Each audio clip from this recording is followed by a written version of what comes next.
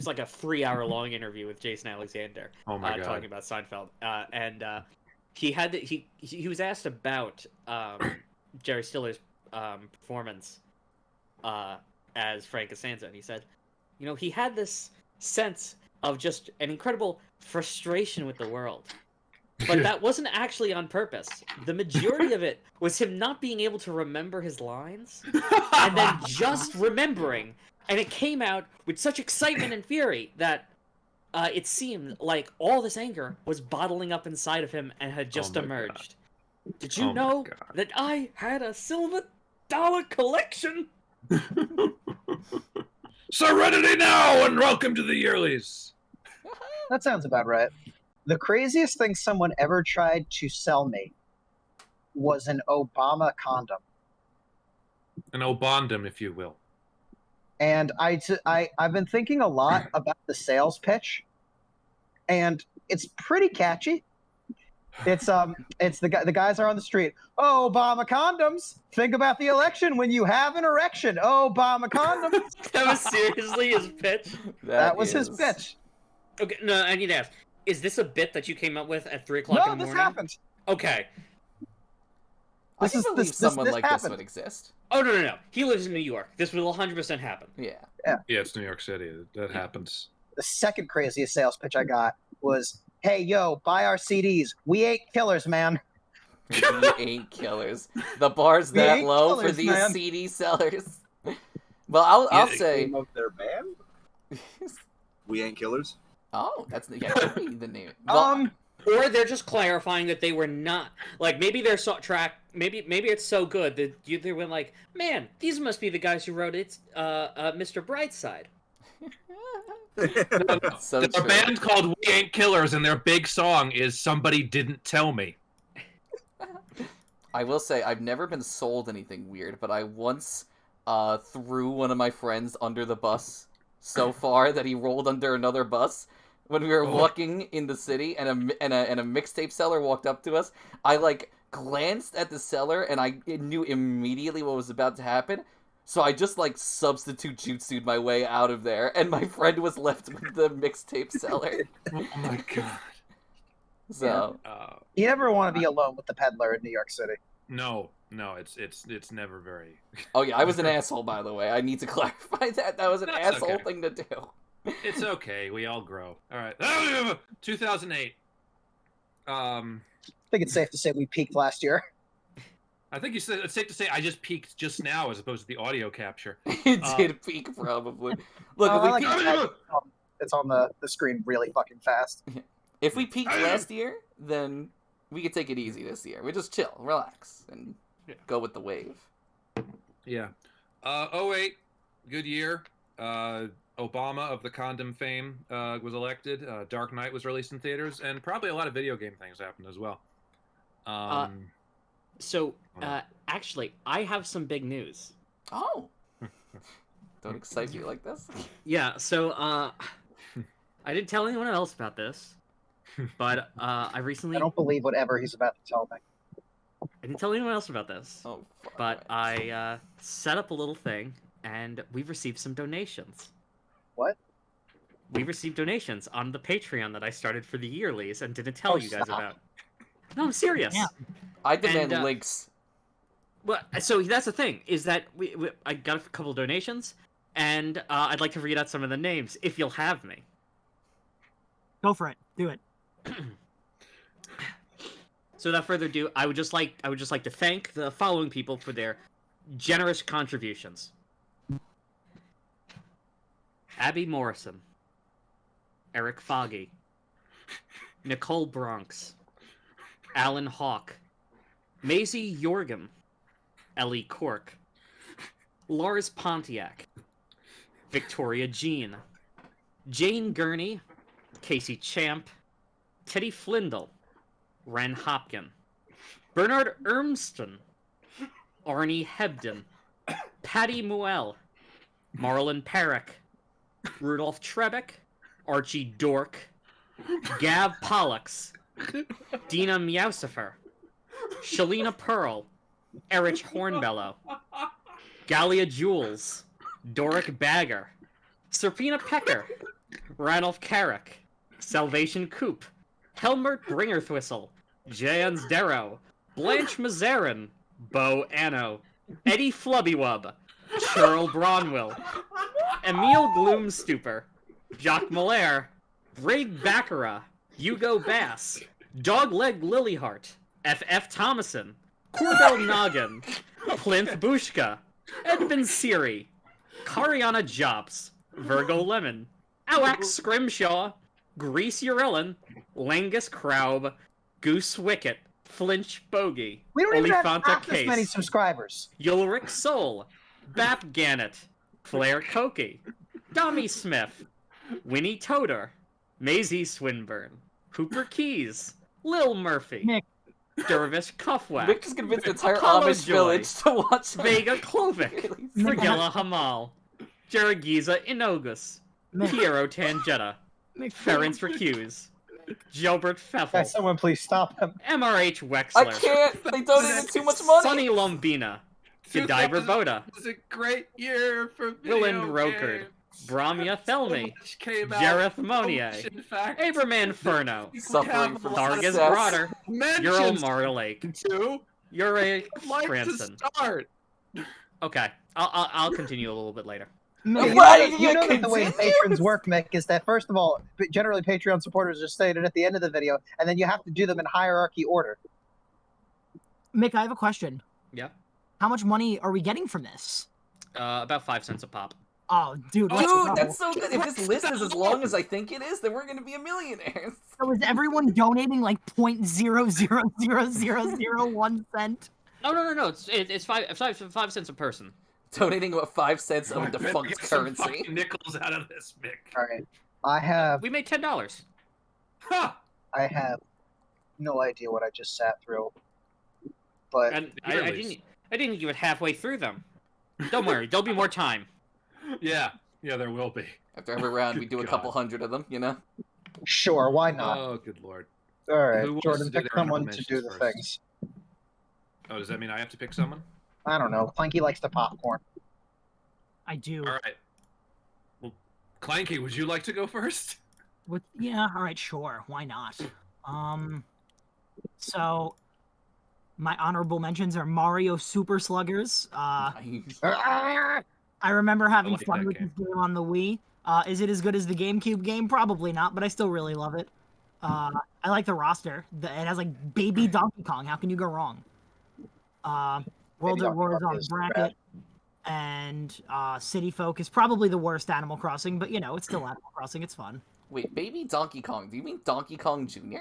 No, he means I Baby mean Donkey Kong. Baby Donkey Kong, the character from the hit game Yoshi's Island DS.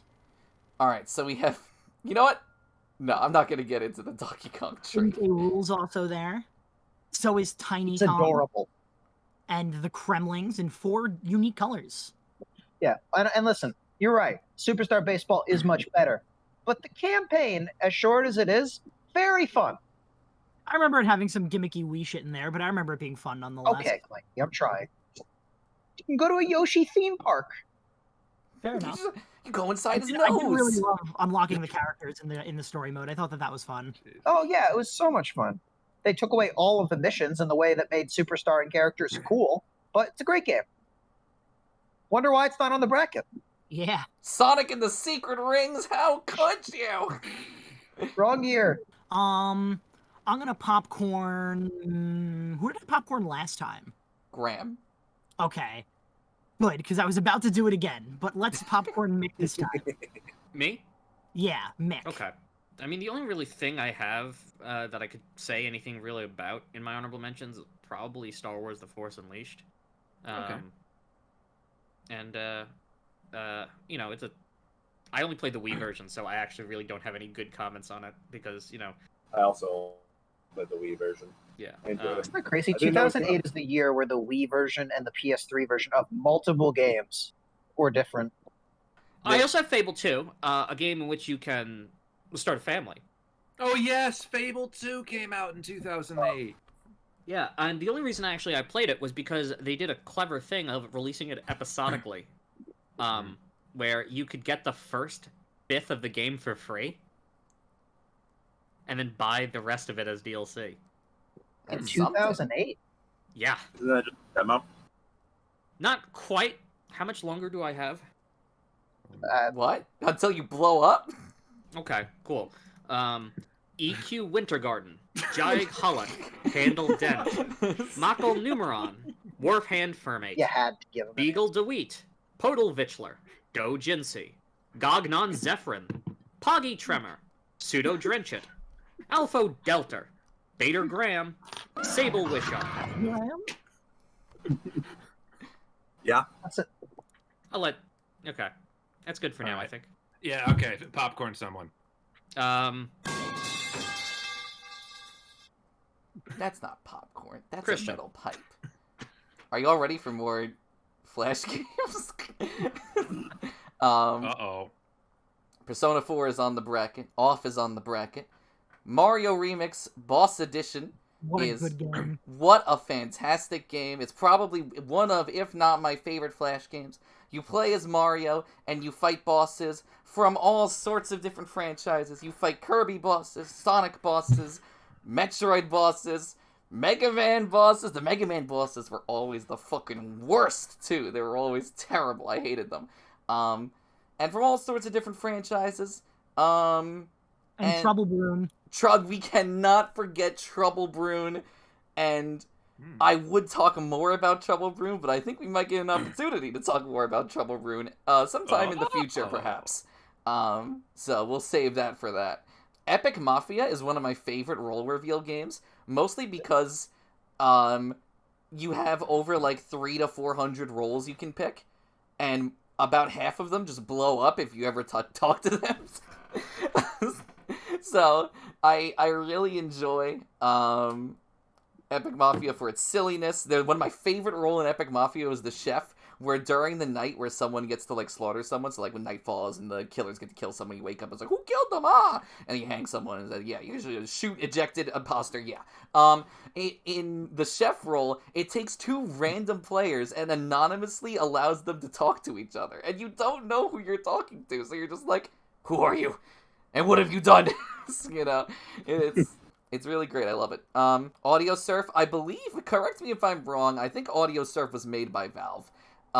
It is a game where you put in a song, it creates a track like that you can race on based on that song, and you just fly your way through the audio wave, basically. So you can put on some chill, like, vaporwave vibes, and you'll generally have a pretty easy time. Or you can do what my favorite track was, the Battle of Lil Slugger from Super Meat Boy, where every time the chorus kicks in, you're going 90 million miles an hour trying to get the score points. It's wild. I love it. Mario Kart Wii is on the bracket. Yeah. I remember I cried one time because my dad didn't buy me My Pokemon Ranch when it came out. This in your honorable mention. I love Because we can't have another fucking Pokemon on one of these brackets. Jordan. This is not This a game Pokemon isn't game. real. This game is real. Shut the fuck up. This is a fucking. It's basically essentially a Pokemon box. You can shove Pokemon in here. If you have your boxes filled up in Pokemon Diamond or Pearl. And you can get some exclusive Pokemon to bring into Diamond and Pearl. But for the most part, you are watching the Pokemon Rumble models walk around the farm and do stupid shit. Basically, it's a relaxing time. Gross. It's 2008. I'll take. Yeah, but they're fucking Rumble models. I know, but like I'll take fucking anything at this point. 2008. Anything that I have Pokemon on, I basically lose my mind. Left 4 Dead is on the bracket. Nano Stray 2 is a game I actually don't remember too much about, but I remember it being this really cool, like, 2D space shooter kind of deal on the DS.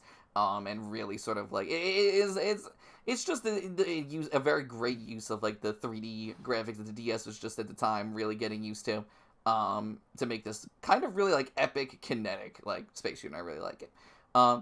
I put Super Smash Bros. Brawl at the bottom of the honorable mentions, but it is not indicative of how I feel about the game. It is only because I knew that it was on the bracket already that I put it on the back. And then a special mention to Playcrafter, which is a game creation tool that was made by it was made by Zip Zap Play, which was bought by EA and PopCap, which eventually shut down Playcrafter. It was basically a really simple game creation tool, but kind of like jump-started mine and a lot of other people's fascinations with making games in the same way that something like Little Big Planet would. And the community for it was so great, and you can find some old clips online of it, but it's really hard to get a hold of. Over probably 300 hours into Playcrafter, I imagine. So, yeah. I will popcorn it off to Taylor. I like to go from descending to ascending. I often go over honorable mentions with Mick while you guys are sleeping at the end of the yearlies, and sometimes Mick will commentate on things I have. For example, when I have boom blocks on my honorable mentions, Mick says, not a real game. Damn. I don't think that's what I said, but... You were mean to boom blocks. I was mean to boom blocks, but like I acknowledge it's a video game. Steven Spielberg birthed Boom Blocks, and you're gonna shit on it? Yes, because Steven Spielberg birthed it. He doesn't know anything about video games. He doesn't even Boom know Blocks anything is pretty about good. movies He did. anymore. Of course he doesn't. He did give the approval for the E.T. video game, so maybe you're right. It's like, what if you broke a bunch of Jenga towers and then didn't put them back up? I don't know. Oh, I think it's yay. fun. I'm a huge fan of boom blocks, but I'll have more to say about it next year. Oh god, Bash Party's getting on. No, I wouldn't say that. Don't be that optimistic, but Okay, good. I'll have more to say about it. What, boomer blocks? Boomer. That's what boom blocks is boomer blocks. It's basically. I like Sonic Unleashed, and I like all parts of Sonic Unleashed. Okay? Werehog is worse than Hedgehog, but it's not unfun. Okay? Yes, there's a lot of jazz bands, and yes, there are way too many of them. But like, No, yeah, it's not unfun. It's just I just wish there was less of it. It's so tedious. I don't know. I generally when I take out a big group of enemies with one attack, I feel kind of okay. I don't know. I don't know. And the daytime levels are among the best in the Sonic. Overworld exploration sucks no matter what version you play, but all right, whatever. Devil May Cry 4 is the worst best Devil May Cry, which is to say that if Devil May Cry... Devil May Cry 2. No. What I mean to say is that Devil May Cry starts at Devil May Cry 3, and if you look at it from that perspective, it's the worst of the good games. But it's a lot of fun. It's just Not DMC. it's just it's just not Devil May Cry 3 or 5. Yeah. No. That's what I'm saying. Like, say what you want about it. At least it's not Devil May Cry 2. Or DMC Yeah, Devil or May one. Cry. Or 1. I do not like 1. Okay. Wario Land Shake It, which is what if you I don't know, what is Wario Land Shake It? Just shake enemies, and also the Wario Land 4 formula, but with really, really good cel shaded graphics. Isn't Wait. isn't that game illustrated? Yeah. I don't know why I said cel shaded. I love the look of that game. It looks so. Yeah, good. it looks fantastic. It's probably my favorite Wario Land. I replayed it recently, had a really, really good time with it. Surprised, I kind of thought someone else would step up to bat for Grand Theft Auto 4. I actually played a lot of it. I did play a lot of Grand Theft Auto 4. Yeah, I think I would have assumed Graham.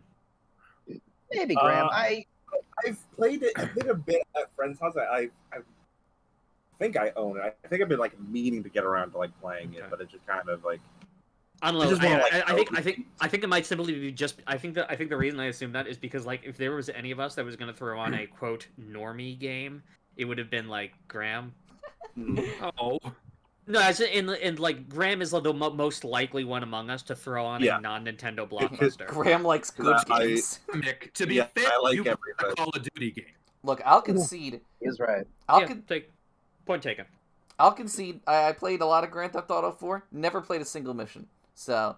Yeah, that's my thing. That's my problem with everyone who plays Grand Theft Auto, is no one wants to play the story of Grand Theft Auto. Everyone just wants to go on a murdering spree. And I'm the only one who's that sounds that's so boring. I want to just actually play the game. Excuse me I'll to assume... not only engage on to- murdering to- spree, but I'll do missions. Excuse me to assume that I went on a murdering spree. I just drove around the city for hours. Did you go bowling? No, Taylor, fuck that. here's the thing.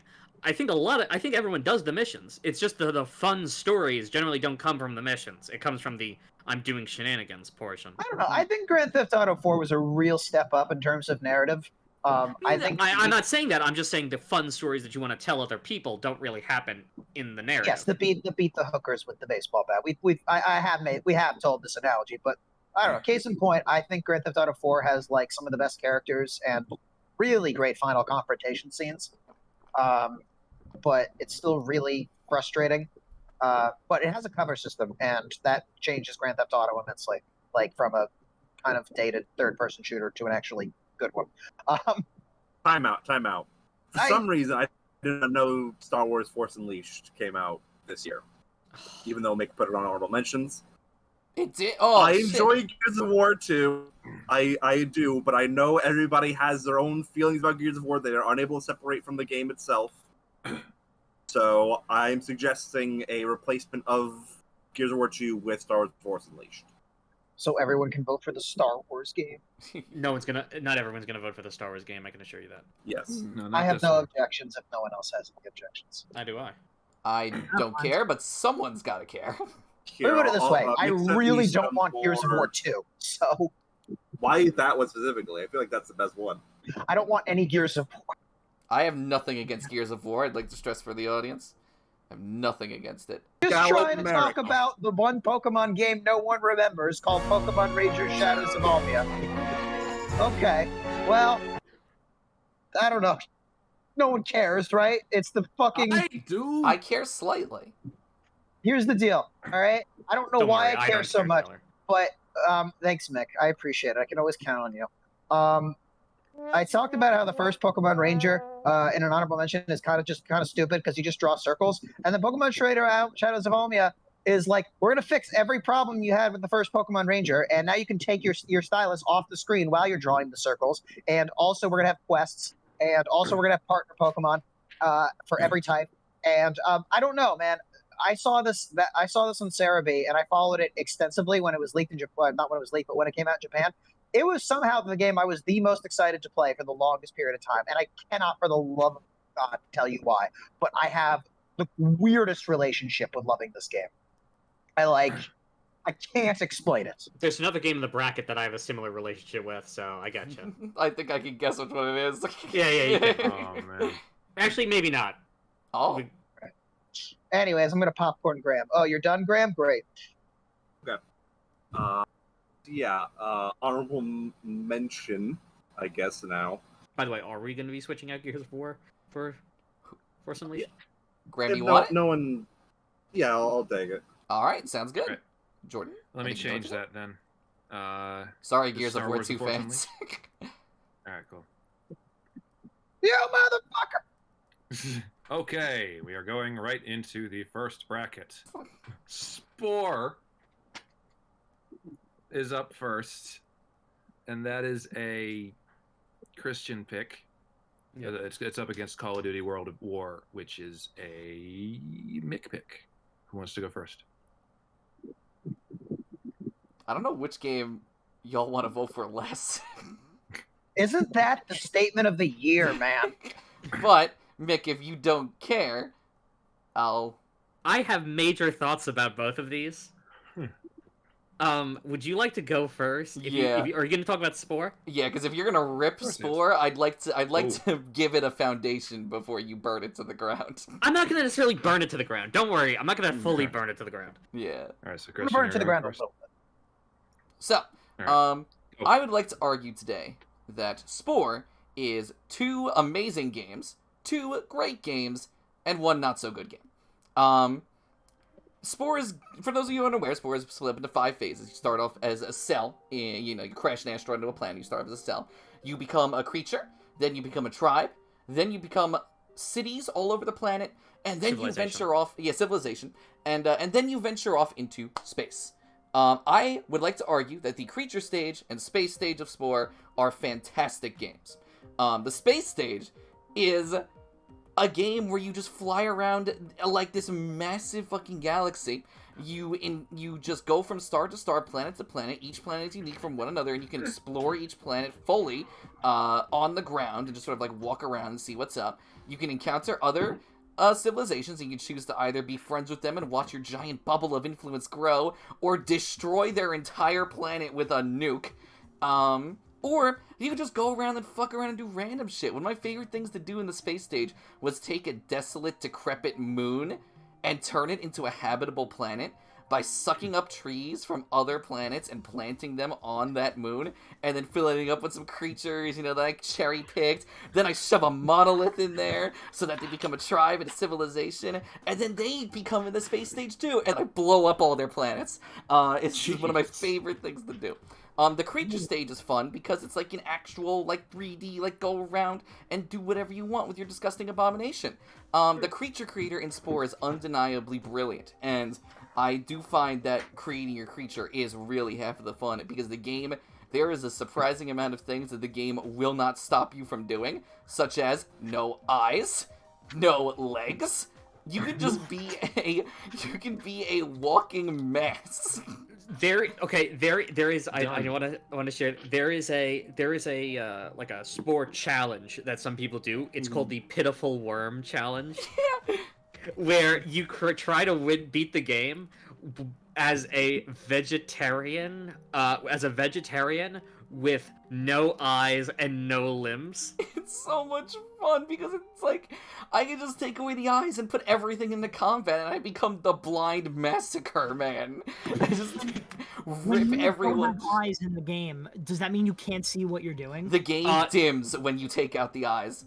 Yeah, the game dims, and I think it actually there's if I remember correctly, it shortens your view distance as well. Yeah, which is crazy. And those two stages are both really, really good. And of course, all of these stages are amplified by being able to make your creatures outside of the game so that you can encounter, fucking Mr. Frog in the creature stage. And you can fucking murder Mr. Frog. And then, okay, the cell stage is fun because that's just a simple, eat smaller fish to get bigger kind of deal. And the civilization stage is fun because it's basically a baby Civ 5. It's really, really easy, but you can get a death platoon of 36 planes and just murder everyone in 5 seconds, and it's really, really fun. But one last thing I want to mention before I'm done with this is I want to mention the DLC for this game, because the expansion pack for Galactic Adventures allows your Space Ranger to go on missions that not only the game gives you, but other people online give you. I have seen people make boss battles where you go into an arena and you just fight one giant enemy. I have seen people make Mario Kart where you just control cars and but the cars are creatures. Oh. And they're you're racing around these weird flesh cars. So, and then you can do what I did, and I made a game where you have to save Mr. Frog from the toxic assassin. It's and you go into a dungeon, a Zelda dungeon, and you fight these fucking creatures. There's so much to say about Spore, but I'd be going over time even more if I went into more of it. So, if you don't vote for Spore, Mr. Frog will be very sad. That's all I will say. So, weirdly, a lot like Christian, I have a very similar thing to say about Call of Duty World at War. Is that there are... No, but the next best thing. It's Christian, what was that thing you said at the beginning about there being I forget what it was. Two fantastic games, 2 good games, and 1 bad one. Yeah. Call of Duty World at War is actually kind of like that. In that it's got a few games in it, and they are all of differing levels of quality. So first, there is the worst part about the game, and that's the multiplayer. It's fine. It is the most phoned in after the fact. Yeah, here's your multiplayer mode. Go nuts. Kind of throwaway thing. But that's not what we're here for. In terms of goodness, there's actually the main campaign. The main campaign is really solid. It sort of splits the narrative between playing as Americans in the Pacific Theater and as Russians in the Battle of Stalingrad. Oh dear.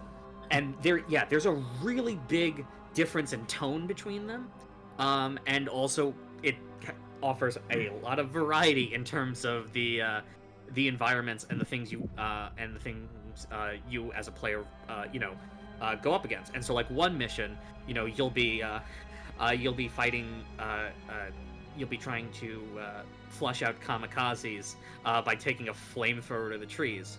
And in the very next mission, you are crawling on your hands and knees through piles of corpses trying to hide from snipers.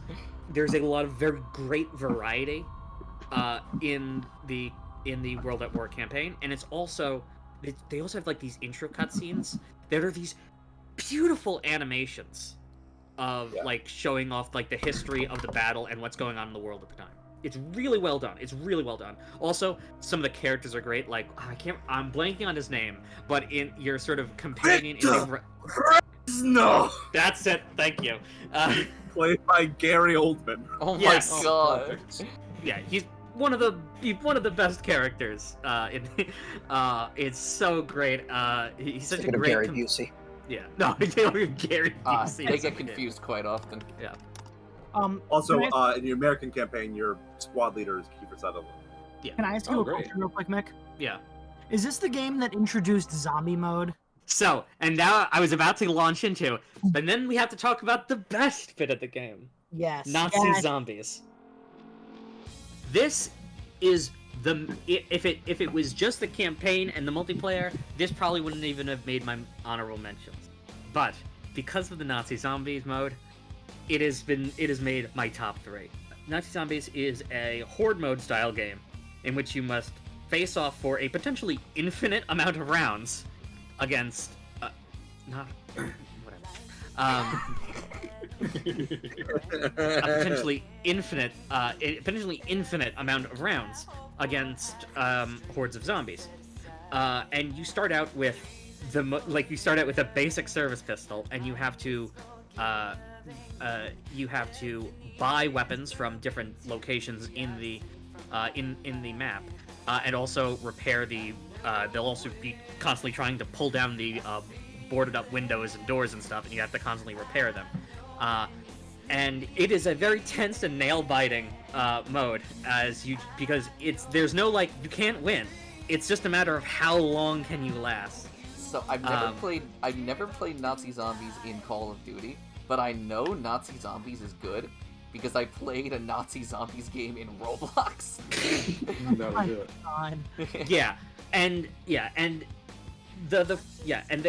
There's 4 maps in World at War, and they progressively get more crazier. We're giving you crazier and crazier things to access. For example, symbol monkey bombs, which attract the horde. They all run at it, and then it blows up. That's the most crazy weapon at the beginning. But then by the end of it, you get like ray guns. You can upgrade any weapon into a laser gun. There's a bunch of sodas that give you superpowers and stuff. The game is I sunk so much time into this. It is probably I think if you probably calculated, it's one of the things I probably did the most in my let's say sophomore year of high school. That's around the time.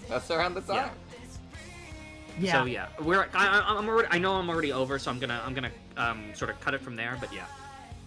I remember playing a lot of Nazi Zombies back in the day too, and it was easily the reason why I liked the game so much and why it was so memorable for me.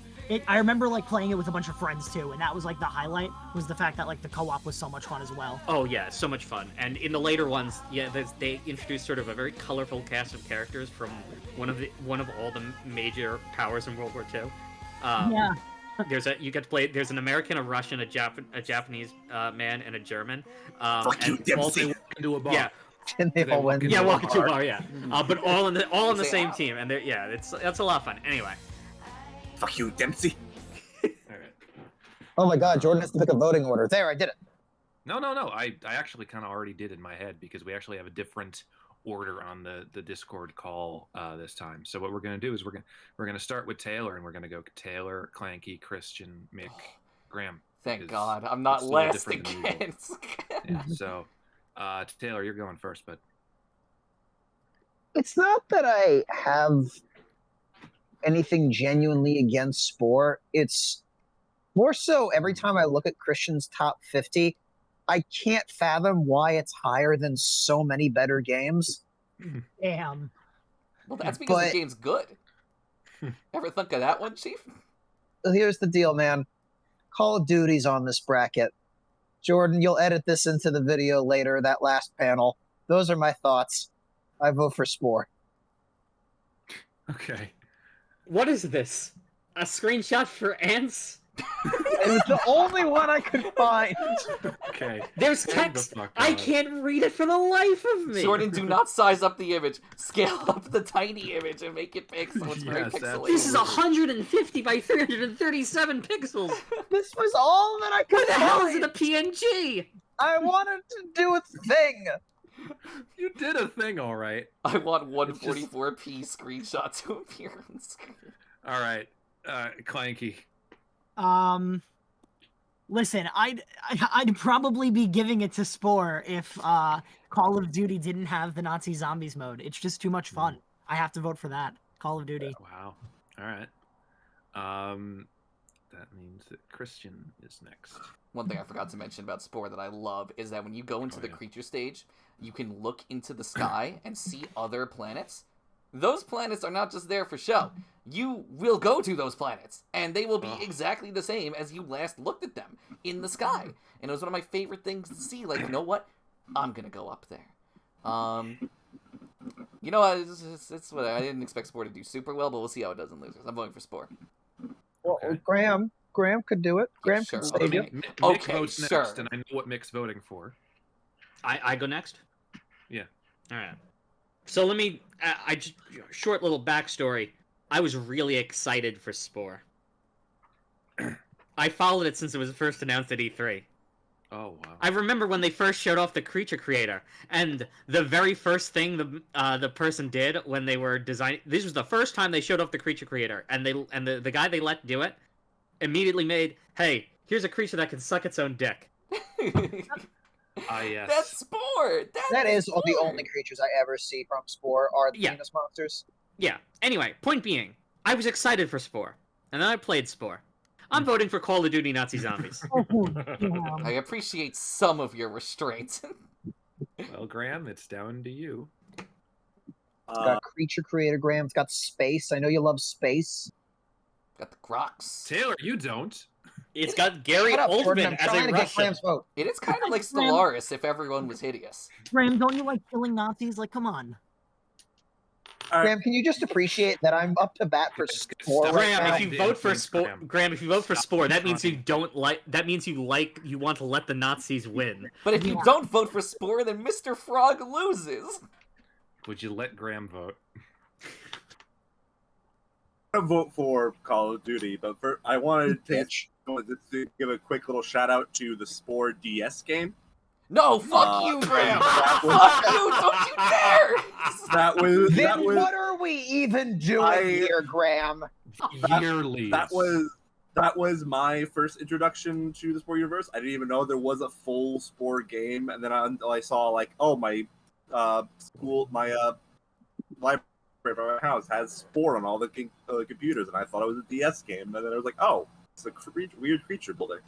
I actually Graham, hate the To be DS totally game. honest with you, you just reminded me that my first exposure to Spore was also the DS game. Oh, my Why did this lord. happen? You were all poisoned. This is awful. I wasn't. Well, yeah, well... I liked it. It was like a neat little adventure.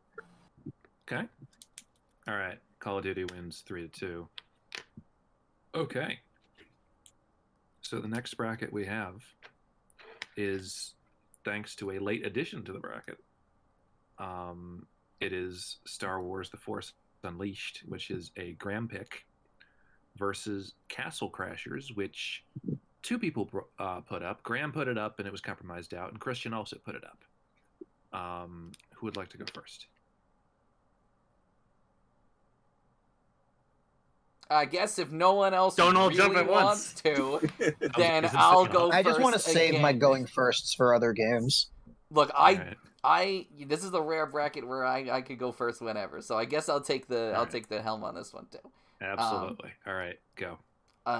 So Castle Crashers used to be my favorite indie game for a very long time. I adore this game. As a beat 'em up, it is probably one of the most satisfying, like, not even just a beat 'em up experiences, but video game experiences I've had. It's just a simple, fun of going into a Castle Crashers game, going up to a mob of barbarians, and just air comboing them for a couple minutes until you get all the experience sucked out of them, like you're spinning an orange on the fucking orange juicer. I love how every setting in Castle Crashers feels so, like, unique from one another, so I can pinpoint, like, such specific areas from the campaign that feel completely different from each other, and all of the unique set pieces that come up, like the boss fights, a lot of the boss fights are just absolutely stellar, and some of them are not good, but we don't really talk about those. And then more interesting set pieces like... Corn! What? Oh, corn! Yeah, the corn fucking sucks too, but the more interesting set pieces like the barn chase or the alien ship, and like there's so much like variety that Castle Crashers has to offer. Completing a Castle Crashers game, a short little Castle Crashers game in about 5 to 6 hours, is like going through this fun little bite-sized odyssey. Level design is definitely probably this game's best quality, for sure. I think the levels, and I do honestly have to compliment, obviously, the Behemoth's art style, which really makes the game pop, even if it could go with a couple less poop jokes. I'm into it, though. Yeah, Its humor works for me. Yeah, and that's because, like, the gameplay supersedes the humor, and that's what is most important. The system of upgrading yourself is really, really cool, because there are so many different builds you can go with that all work, like strength builds, or magic and speed builds, or just go full magic and don't put anything into anything else, or just go, go full attack and defense and just be the slowest tank you have ever seen in your life. There are so many different creative things you can do, and you can get more creative with it, because the more times you play Castle Crashers, the more characters you unlock, and all the different characters have, like, so many different magical attacks and different stats. There are full tier lists of, like, the 30-something characters you can play as in this game. And on top of that, you have weapons to consider, animal friends to consider. The animal friends especially all do, like, wildly different things. There are so many different, like, strategies you need to consider in terms of, like, enemy weights when you're juggling people. And then, all in all, this game will just throw things that you could never expect. And top that off with a fucking banging soundtrack, and amazing multiplayer appeal. Castle Crashers is a just solid, like, amazing video game. Has everyone who is capable of giving a vote played this? I've played it. You have, I've so then played it. everyone has played it. Yeah. Yes. Okay. So we have all beaten this game. Yeah. You sound a little depressed, Clanky. I think that Castle Crashers is Castle Crashers. Castle Crashers. It It's correct, yeah. I think it's a phenomenal game. Don't get me wrong, but I think like it's like the TF2 problem, where like as a kid I played it but like whenever it came out, I played it so much that like I just kind of got sick of it, and now like it's really hard for me to like get back into it, because I mean, despite all of its like great qualities, and it does have a lot of great qualities, it hinges on the fact that you like the gameplay loop, and I'm not a big fan of the gameplay loop. Define the gameplay loop exactly to me. Running from left to right, swinging your sword and killing Okay. enemies. Okay. So the game. Is that... Yeah. Okay. I like Fair a enough. lot I mean, about it. I wish I liked it more, but I think the fact that I have like probably like 50 plus hours in it is what kind of killed it for me.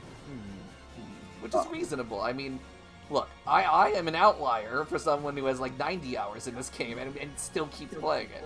So. I can understand where Clanky's coming from to an extent, but I'm not going to. Even though I have critiques, I'm gonna not give them right now because I want this to win. Damn. Well, this is where the Star Wars defenders better step up. Star Wars has R2-D2. He goes beep boop pop, and you gotta Is he in this one? Are you sure? That before. So no, he's not in this one. No, Actually, yes, he is. Yes, he is. Yes, he is. Yeah. Very good. Star Wars, the Sonic Unleashed. Yes, Star Wars Force Unleashed is God of War, but Star Wars. It's very good. It has like a nice little story about set between episode 3 and 4, where you're Vader's secret apprentice.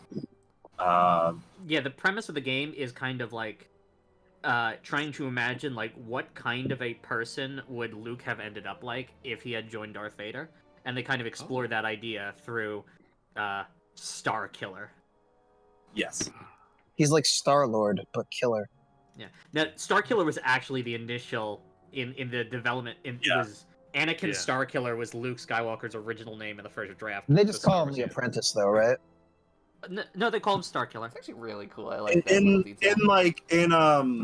You're probably thinking of what do we call it? Soul Calibur. He is called the Apprentice. Why would I be thinking of Soul Calibur? Forgot he was in I don't Soul know. Calibur. Yeah, him, Yoda's in Soul Calibur. Yeah. Too. At this point, they put fucking Mario in Soul Calibur. You're close. It's Link. Featuring Dante Well, from yeah, Devil May but- Cry. Star Wars is my favorite Soul Calibur game. I mentioned Mario, like Nightmare Goes to hit Mario. You know what? Whatever. Yeah, like this game just has a lot of fun like combat. It has very good like combo system. There's like you can get like DLC that's like basically like a Star Wars What If, where Starkiller goes and kills Obi-Wan. At Mos Eisley. He just kind of throws him into the Millennium Falcon's engines, and then he comes back and Force Ghost, and you have to kill the Force. The Force in The Force Unleashed is to the prequels, but the prequels are to the Force in the original trilogy. The Force in the original trilogy was a pretty laid-back superpower, all things considered. Yeah. Then in the prequel trilogy, people are doing crazy shit all the time with it. And then The Force Unleashed takes that to a whole nother level where you can, there's like the trailer where he takes down a Star Destroyer. Yeah. I always saw The Force Unleashed as like... Whenever I saw The Force Unleashed, I was always like, this is the Star Wars where you're God. You just fucking... you just murder everyone. Like, mush people in the fucking blood circles is like... Yeah. I mean, being able to play as a villainous... like a villainous character in a Star Wars system, game, right? Isn't it like be good or bad? Yeah, kinda. Isn't that like what every game in 2008 was trying to do? Not. I wouldn't say that. Like, you definitely start off as like a villain. Yeah, like there's no way that you start off and it's like I can immediately just be good. Like that would defeat the whole purpose of the game. Yeah. I believe it. Yeah. Also, Sam Witwer plays Starkiller, and I mean he's probably he's a tremendous voice actor and probably one of the biggest Star Wars fans that gets to work on Star Wars. Will you guys be offended if I say I think Starkiller is a stupid name? No, a little bit. No. I got two out of three. George Lucas didn't go with it. And it's like a running joke that Star Wars is now trying to have like a little have Starkiller be a little like nod to like the original draft. Like it pops up every now and then. It's cute. Yeah. Like I won't go into it for during the time, but there's like a really like interesting story of how Sam Witwer got the part of Starkiller. That's like is actually like pretty interesting. You guys should look up whenever you get a chance. Yeah. You know what? I can actually say it in one sentence. One of the people working on the project saw the concept art for Starkiller and was like, "He looks like my friend Sam."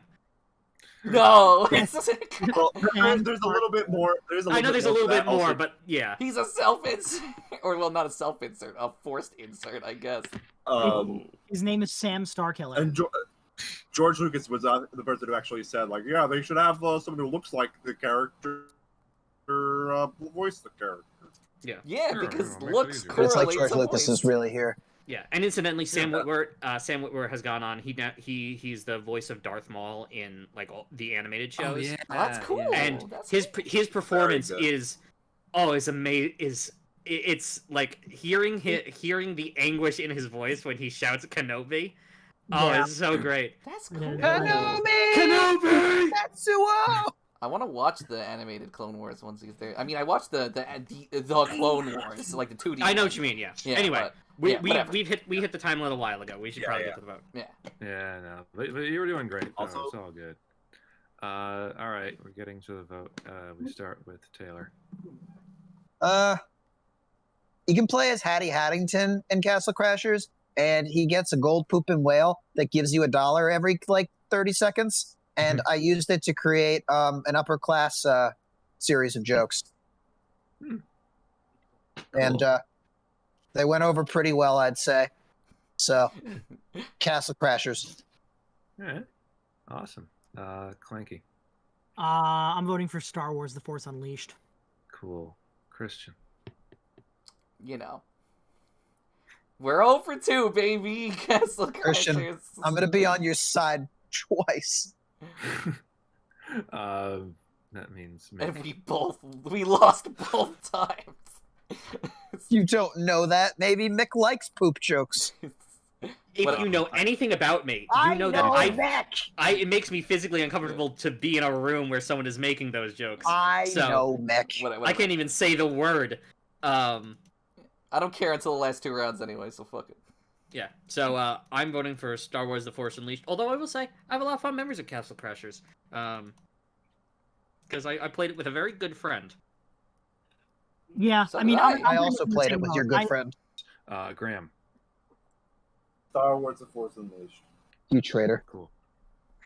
Yeah, Yeah. you can actually use this. Yeah, I see. All right. We have Mario Kart Wii, which is a Clanky pick, versus No More Heroes, which is a Taylor pick. Who would like to go first? Calm down, Mick. What? Calm down, Mick. I am calm. Mick, Unless you want calm down. Burn Lum Tunner, Sanction Long Gun, Nothing calms him down more than reading names. Dick Dunker. I'm gonna just go right into it if that's Best cool. name so far. All right. I'll go if you want. Yeah. All right, here's the deal. Mario Kart Wii is the best Mario Kart. No. All right, here are the Ooh. reasons why. Ooh. Trick system makes courses feel amazing. You do trick, get a small burst of speed. This always feels good. The fast pace makes this entire game feel fast and frantic. It's got a better sense of speed than any Mario Kart preceding it. Motorcycles. You can pop wheelies, whatever the fuck you want. Nice alternative to karts. Motorcycles are a great addition. Wonder why they don't bring them back. Battle mode tracks are actually good. I actually enjoy doing battle mode. You can go to Funky's Coliseum. Funky's Coliseum, and they're all big, large scale, awesome. But most importantly, these are the best tracks in any Mario Kart. Koopa Cape, DK Mountain, Mushroom Gorge, not you, Grumble Volcano, Maple Tree Way, Coconut Mall, and Toad's friggin' Factory. All right? I'm tired of the Grumble Volcano slander, honestly. It's a bad track. That track is Yeah. great, and you're all just bad at it. That's really what it is. You were close. Yeah, Like- that's really all I have to say about Mario Kart Wii. Ultimately, courses make the Mario Kart, and therefore I think it's the best one. I think Only I must do that. that Mario Kart Wii definitely has, like Taylor said, the best course design in any Mario Kart. I don't think it has the best retro course selection, but I definitely think that the courses that originate from Mario Kart Wii are Yeah, but it gets a pass from me just because retro courses were kind of new then. So, like, I was just happy to Yeah, have but- 32 tracks. Yeah, but the DS did it better anyway, so I feel like It it's did, yeah. kind of Maybe I don't embarrassing when remember the which handheld ones are is which. better than the actual major, release on the home console. But anyway, the courses original to the game are really good.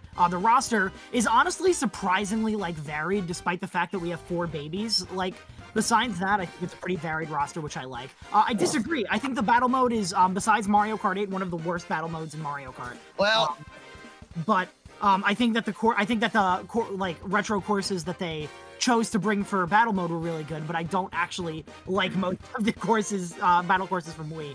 I will say, Chain Chomp Wheel, though, I like because it's Chain Chomp Wheel. And I will say that Thwomp Desert, while it probably fucking sucks as a track, has an awesome song to it. So- Yeah. But I don't really dislike any of the mainline Mario Kart Wii tracks except for Grumble Volcano. yeah, I think that's the thing, right? Is that I don't mind Grumble Volcano. I think my least favorite is probably the circuit, the generic circuit. Oh yeah, track. those are always Is bad. that, that my point is if that's the worst course I can think of, that means, in my opinion, you've made a very good selection of Mario Kart tracks. Yeah, And this is movie the art. Mario Kart that actually made me care about Mario Kart. I was always Yeah. very passive to Mario Kart. All my neighbors ever have is Mario Kart 64, and I just still don't think that's a great Mario Kart. Agreed. Nah. Agreed. But You yeah, do or do not agree? no, I hate Mario Kart 64. I think it's Okay. really Well, Anyone All here right, who hey. likes Mario Kart 64 should be vaporized. I just can make think, that I just think that this is the galaxy of Mario Karts. I mean, I listen, I think that Wii is definitely like one of the best Mario Karts, but obviously it's not my favorite. But I mean, Are we going to talk really about the like fact that that somewhere in production the entire game got smeared in grease? the bloom effects don't look Yeah. great. It was an add-on to the Wii wheel. Yeah. Can we Great. talk about the Wii wheel? No, I don't wanted make to it really worse. This game also had like a huge competitive scene, and I think it's also great, but also a little annoying that like if you want to be good at this game, you're forced to play as Funky Kong and the Flame Bike or whatever. That's so Is that fucking- true? Yeah. Yeah, Played He's the online all Meta the time, Knight and I did okay. of this, yeah. he is like the Meta Knight, and it's like, you know, I guess like modern Mario Kart is the same problem, but it doesn't Wow, feel as Gina, bad as it fuck. is. I'm just not sure I could believe that a character in a Mario Kart game would be overpowered. Well, that's because you're no, not in the meta. Yeah, I've never seen it never anyone will be put- because the Wii Online is dead. not if you use the like fan-made servers that are out. Yeah. Special shout out to our sponsor, Homebrewing. It is like impressive that like the community is so strong that like they're still willing to like make the game online just running it through fan servers, and that definitely speaks volumes. My favorite thing about the community personally, I was, for a brief period of my life, I was very into watching people play through custom tracks in Mario Kart Wii, because there are so many custom tracks that people have made, and there's so much that there is a separate add-on game to Mario Kart Wii called Custom Grand Prix, I think it's called, with like almost like 30 custom tracks in it. It's like it's like a new game. It's literally a fucking new game. Yeah. As much as I'm enjoying this conversation, there's another game on this matchup that I also really fucking love. This is actually a really hard one for me. So I'm going to talk about that now, because I'm assuming none of you have played it. No, I've never. There's no played more it. of it. All right. So, No More Heroes is an otaku buys a lightsaber on eBay and then goes on an assassin killing crusade because he might get laid. That's the game. He runs into the 11th ranked assassin in the world at a bar, cuts him down, and then a woman says, "Hey, you just killed the 11th best assassin in the world. Do you want to try to kill the other 10?" And he goes, "All right, if I become number 1, will you do it with me?" Maybe. And that's the concept. You might get laid. So you go around and you do random part-time jobs to earn money to pay entry fees, which include picking up coconuts, mowing lawns, collecting scorpions, and sometimes killing a Pizza Hut CEO. It's called Pizza Butt, or Pizza Bat rather, but Pizza like, Hut. More like but pizza like- butt. the idea is that like you do high action combat, but then to break up the action, you do the most repetitive, dull part-time jobs ever with a retro aesthetic. This is the Suda 51 style. It's like this dude merges the mundane with the mesmerizing in like such a weird way that only he is capable of accomplishing. And when you actually get to the levels, you value the time you spent getting there, because then you get to go on a murder crusade where you just keep swiping the Wii remote in the direction of the way you're going to swipe the katana just for the killing blow, and you decapitate your enemy, and they spill so much blood, dude. Like they're like a comical amount of blood, and then a slot machine spins, and sometimes you'll like gain a superpower like the ability to become Darth Vader. Like, Don't you become a tiger in this game at one point? that's the sequel, unfortunately. Oh. But like but it's like that level of crazy things, and like every time you do, Travis, the main character, will say something really stupid for an attack. He'll like go strawberry on the shortcake.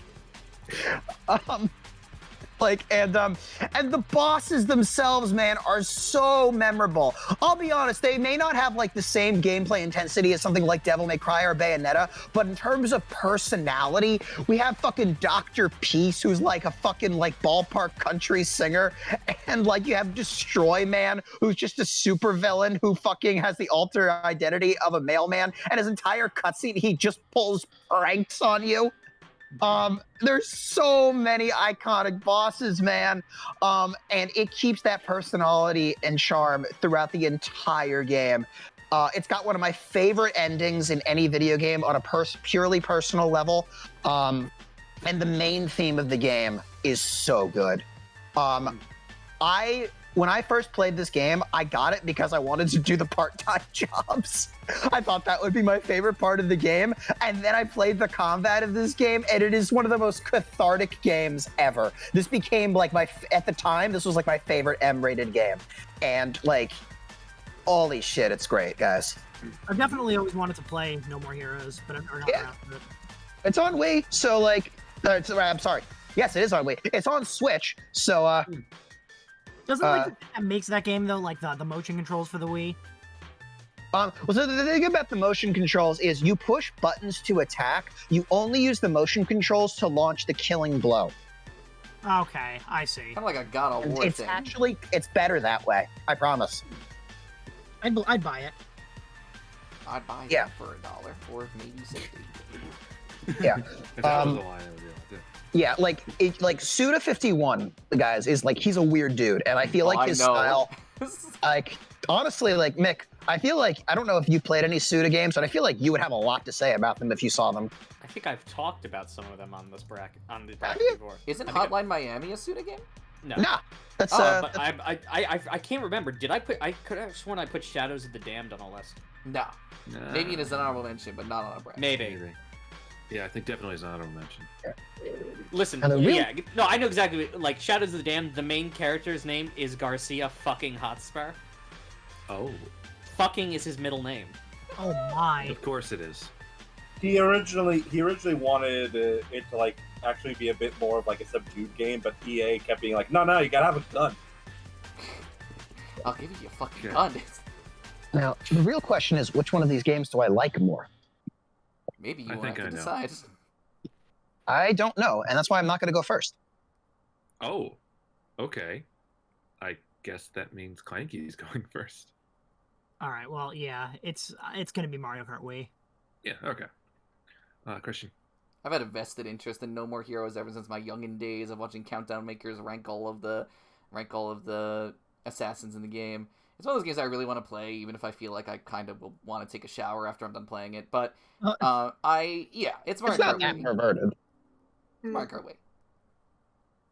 Okay. Nick. Come back to me. Okay. Graham. No More Heroes. Okay. Here's the thing, Nick. If I vote for Mario Kart Wii, then it will win, and I'm not sure I want to do that yet. So can you vote? Okay, sure. So it doesn't matter what I vote for then? No. It's Well, 2 it Mario does. Kart, 1 No More Heroes. So you can tie it up, or you can let Mario Kart win. I'll tie it up. What the hell? All right. Taylor. Fuck. All right. Let's see. I needed to know if we were gonna get here. Which one's more unique? I'm kind of thinking along the lines of which one has a better shot in losers bracket. Yeah. Oh my god, this is so... No More Heroes, more like no more time. I'm gonna Giving you flip a 10 coin. more seconds No, and I'm not then gonna I'm flip a gonna- coin. I don't do No, that. I don't nobody do that. flips a coin. I don't do that. I never flip a coin. Never flip a coin. Good, I'm No. happy. I'm gonna start reading names, That's what I was some gonna more suggest. sponsors until No I'm more gonna- heroes. That got him! That got him! Now we know what works. Mick threatens Okay. to read names. Yeah, but he forces me to make the wrong choice. It's gonna be wrong in about 5 seconds. It's okay. All right. Fallout 3, which is a Taylor pick Oh, really? versus. Yeah. Sorry, I kind of forgot about that. I kind of assumed it was Graham pick. Graham didn't put it on. Taylor did. It's crazy, right? Yeah. I imagine Graham's gonna have some good things to Because, say. like, nobody- Everyone's honorable mentions, though.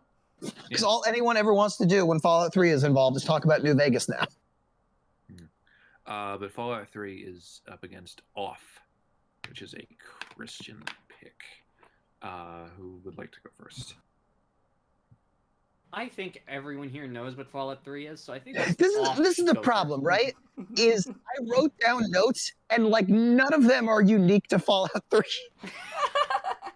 It's like Damn. this is my first open world game. It's an open world game. You Yeah. can level up and find bobbleheads or do a quest. All things that are in New Vegas. Not just that. Actually, hang on a minute. Other than the bobbleheads, that's in 90% of games. Period. Bobbleheads? No, not bobblehead, but everything else. Quests, open world. But it's like, I don't know. This came out at such an important time for open world game. I mean, like, yeah, I guess Oblivion was a thing, but like, this is the one that got people's attention, right? And like, it took me, like, when I first played it, I actually didn't like it, and then I played it a second time, and I fell in love with it. I don't know, Graham, do you have unique things? I mean, I feel like the base game itself kind of has like a vibe going with it, where it's like kind of like, I feel like when you're out exploring, like walking DC, like you're in a tunnel or you're in like a row, I think it's like has kind of like a very unique kind of like horror like vibe that I don't think you really get from a lot of like in New Vegas, like except for It's certainly the darkest. It's certainly the darkest of any game in the Fallout franchise. Yeah, actually, this game actually traumatized me a little, but not for the reasons you're describing, Graham. Do you guys want to know what quest broke me? Is it Megaton? No. Okay. It's fucking Tranquility Lane. I'm going to touch on story elements of Fallout 3 for a minute. In the hunt to find your father, you go into a simulation pod and you go into like an actual 1950s simulation, and the music is really creepy and everyone is walking around acting like there's nothing wrong, and you're like, guys, we're in a simulation, get out. Oh, you silly goose. And there's this little girl who's telling you to murder everybody, but then occasionally she'll talk like an 80-year-old man. It creeped the crap out of me.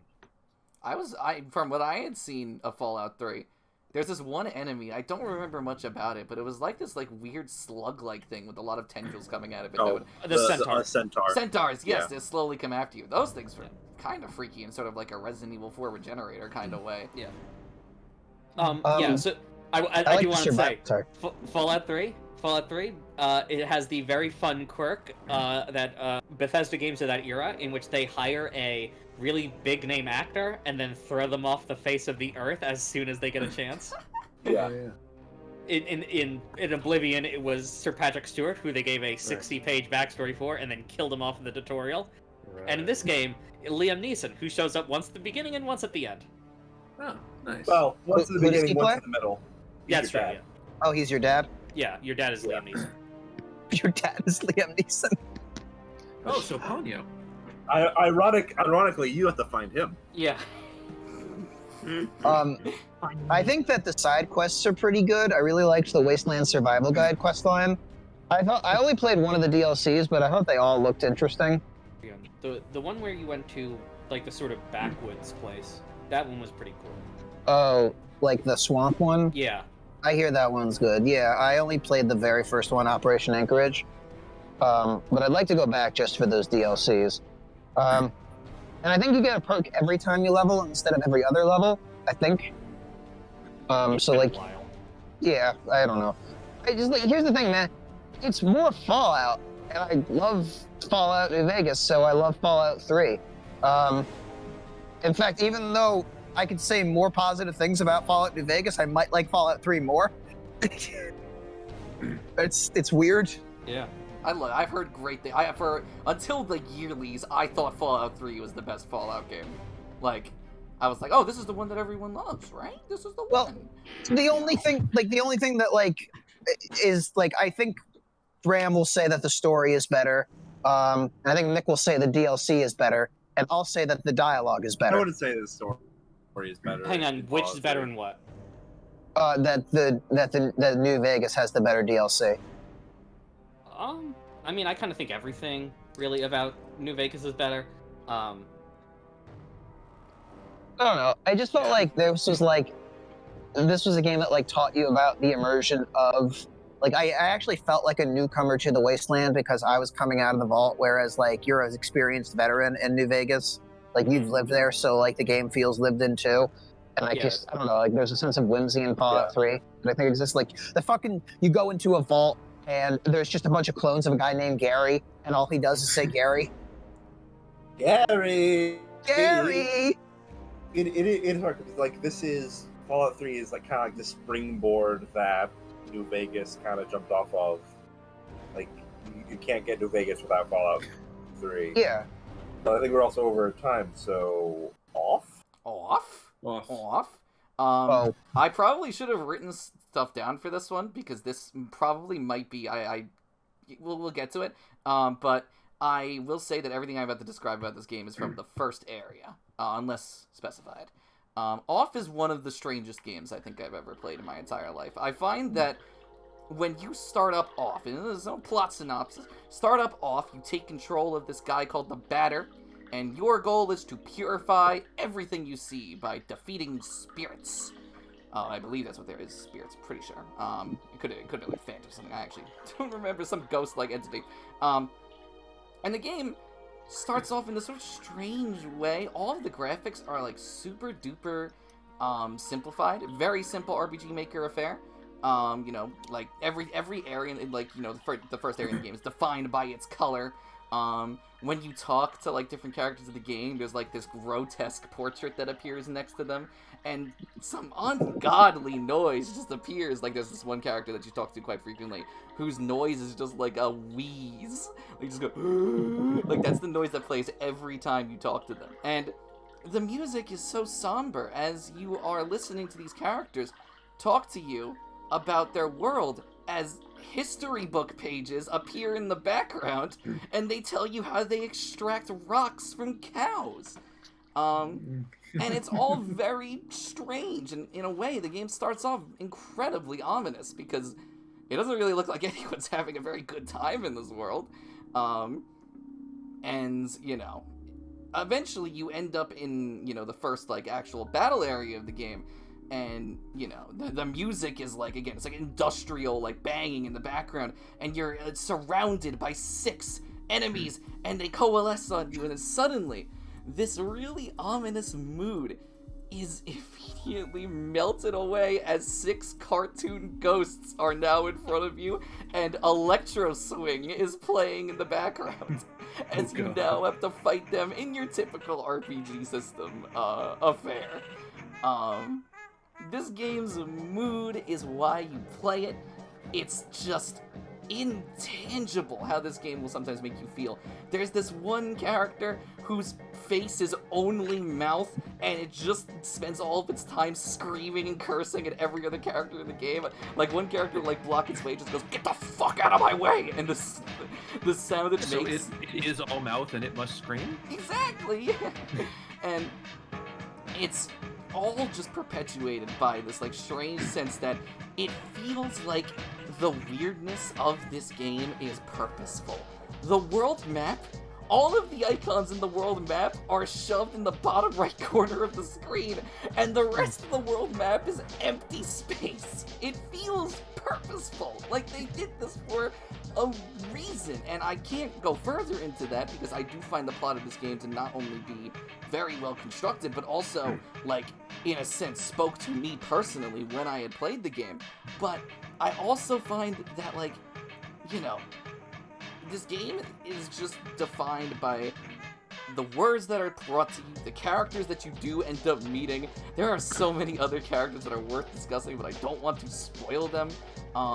The boss fights in this game are all stellar because the RPG Maker system sort of, like, turns into almost this, like, management system where you're trying to, like, healer, go over here, because it's recharge bars, and you have to be like, okay, healer, you can heal now, Art, you can attack now, go over there, give me more of the power points to do more special attacks. And it's like, it's tense, it's really tense, and I just find this game to be inexplicable, and that's why I really wonder if I should have written about it to get everything I wanted to say out. But in terms of things that you encounter in the first world, I almost forgot one last thing. This game has a lot of puzzles in it, and the puzzles are all really, really fun because none of them are fucking stupid. the puzzles are right on the edge of, like, really, really dumb, like, just notice something in the room kind of thing. To pull out your notebook, you are writing things down. You are taking screenshots with your phone to get this here so that you can do this puzzle. And it's oh god, this game is so much more than what I'm describing it. it unfurls like a flower into so much more, and it immediately, after I was done beating it in a day, by the way, you can beat it in a day, it immediately rocketed itself into my favorite games. I love this game. I understand, probably not going to make it very far. But if Omori had to run for this game to die, then I guess, sacrifices have to be made. The trend I'm getting with a lot of these is that, like, okay, it's one game that one person has a big sentimental attachment to it versus another game that a lot of people have a sentimental attachment to it. So it's like, it's just how it's been dealt so far. I'm about to be 0 for 4, baby. Let's fucking go. Oh, I'm ready to vote. I'm So I actually want to say something about Off. Something I heard the first time I heard Off pitched to me. This is a surrealist French RPG, heavily inspired by the Mother series and a lot of drugs. If that doesn't sound intriguing to you, you probably won't like Off. Yeah, I mean, look, that's pretty accurate. I would say it's a little bit like that, actually. Yeah. Here's how it was described to me. Taylor, never play Off. That is because Off has very grotesque faces in it. And that'll do it. Yeah. It's not a horror game. It's actually not really that scary. It just has really grotesque, The man who is all mouth, I don't think is going to roll over very well with you, Taylor. Yeah, probably not. Well, yeah. I know what I'm voting for either way. Okay, Taylor, you want to go first? Yeah. The Android side quest, that was the side quest I liked. There's a side quest where you have to find an android. Fallout 3. Of course. Clanky. If anything, these are always teaching me that I really need to start playing Fallout because it seems like a franchise. It seems like a series I'd really like. But I've known about Off for a while, and it's the game I'm more ready to play. So I'm gonna vote for Off. Okay. Christian. A lot of people complain about the modern day. Oh, the modern day Earthbound-inspired RPGs. I think we should be calling them the modern day Off-inspired RPGs, because a lot of these Earthbound-inspired RPGs actually take a lot from Off more than Earthbound. Earthbound. A French game in English. Yeah. So, yeah, I once heard. I also saw someone refer to Off as being Undertale before Undertale. Off-inspired RPGs. Well, then I can't wait to see what Mick votes for. With much love and respect to both games, I am, of course, giving my vote to Off. Of course you are.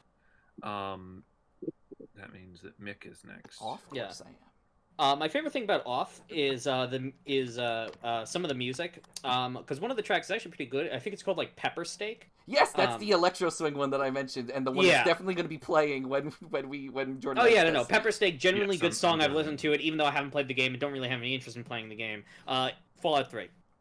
Okay, which means for the umpteenth time, the tie goes to Graham. Should be like this all the time. It should, yeah. Hey, Christian. No. He's voting for Off. I know it. I want to take your face off.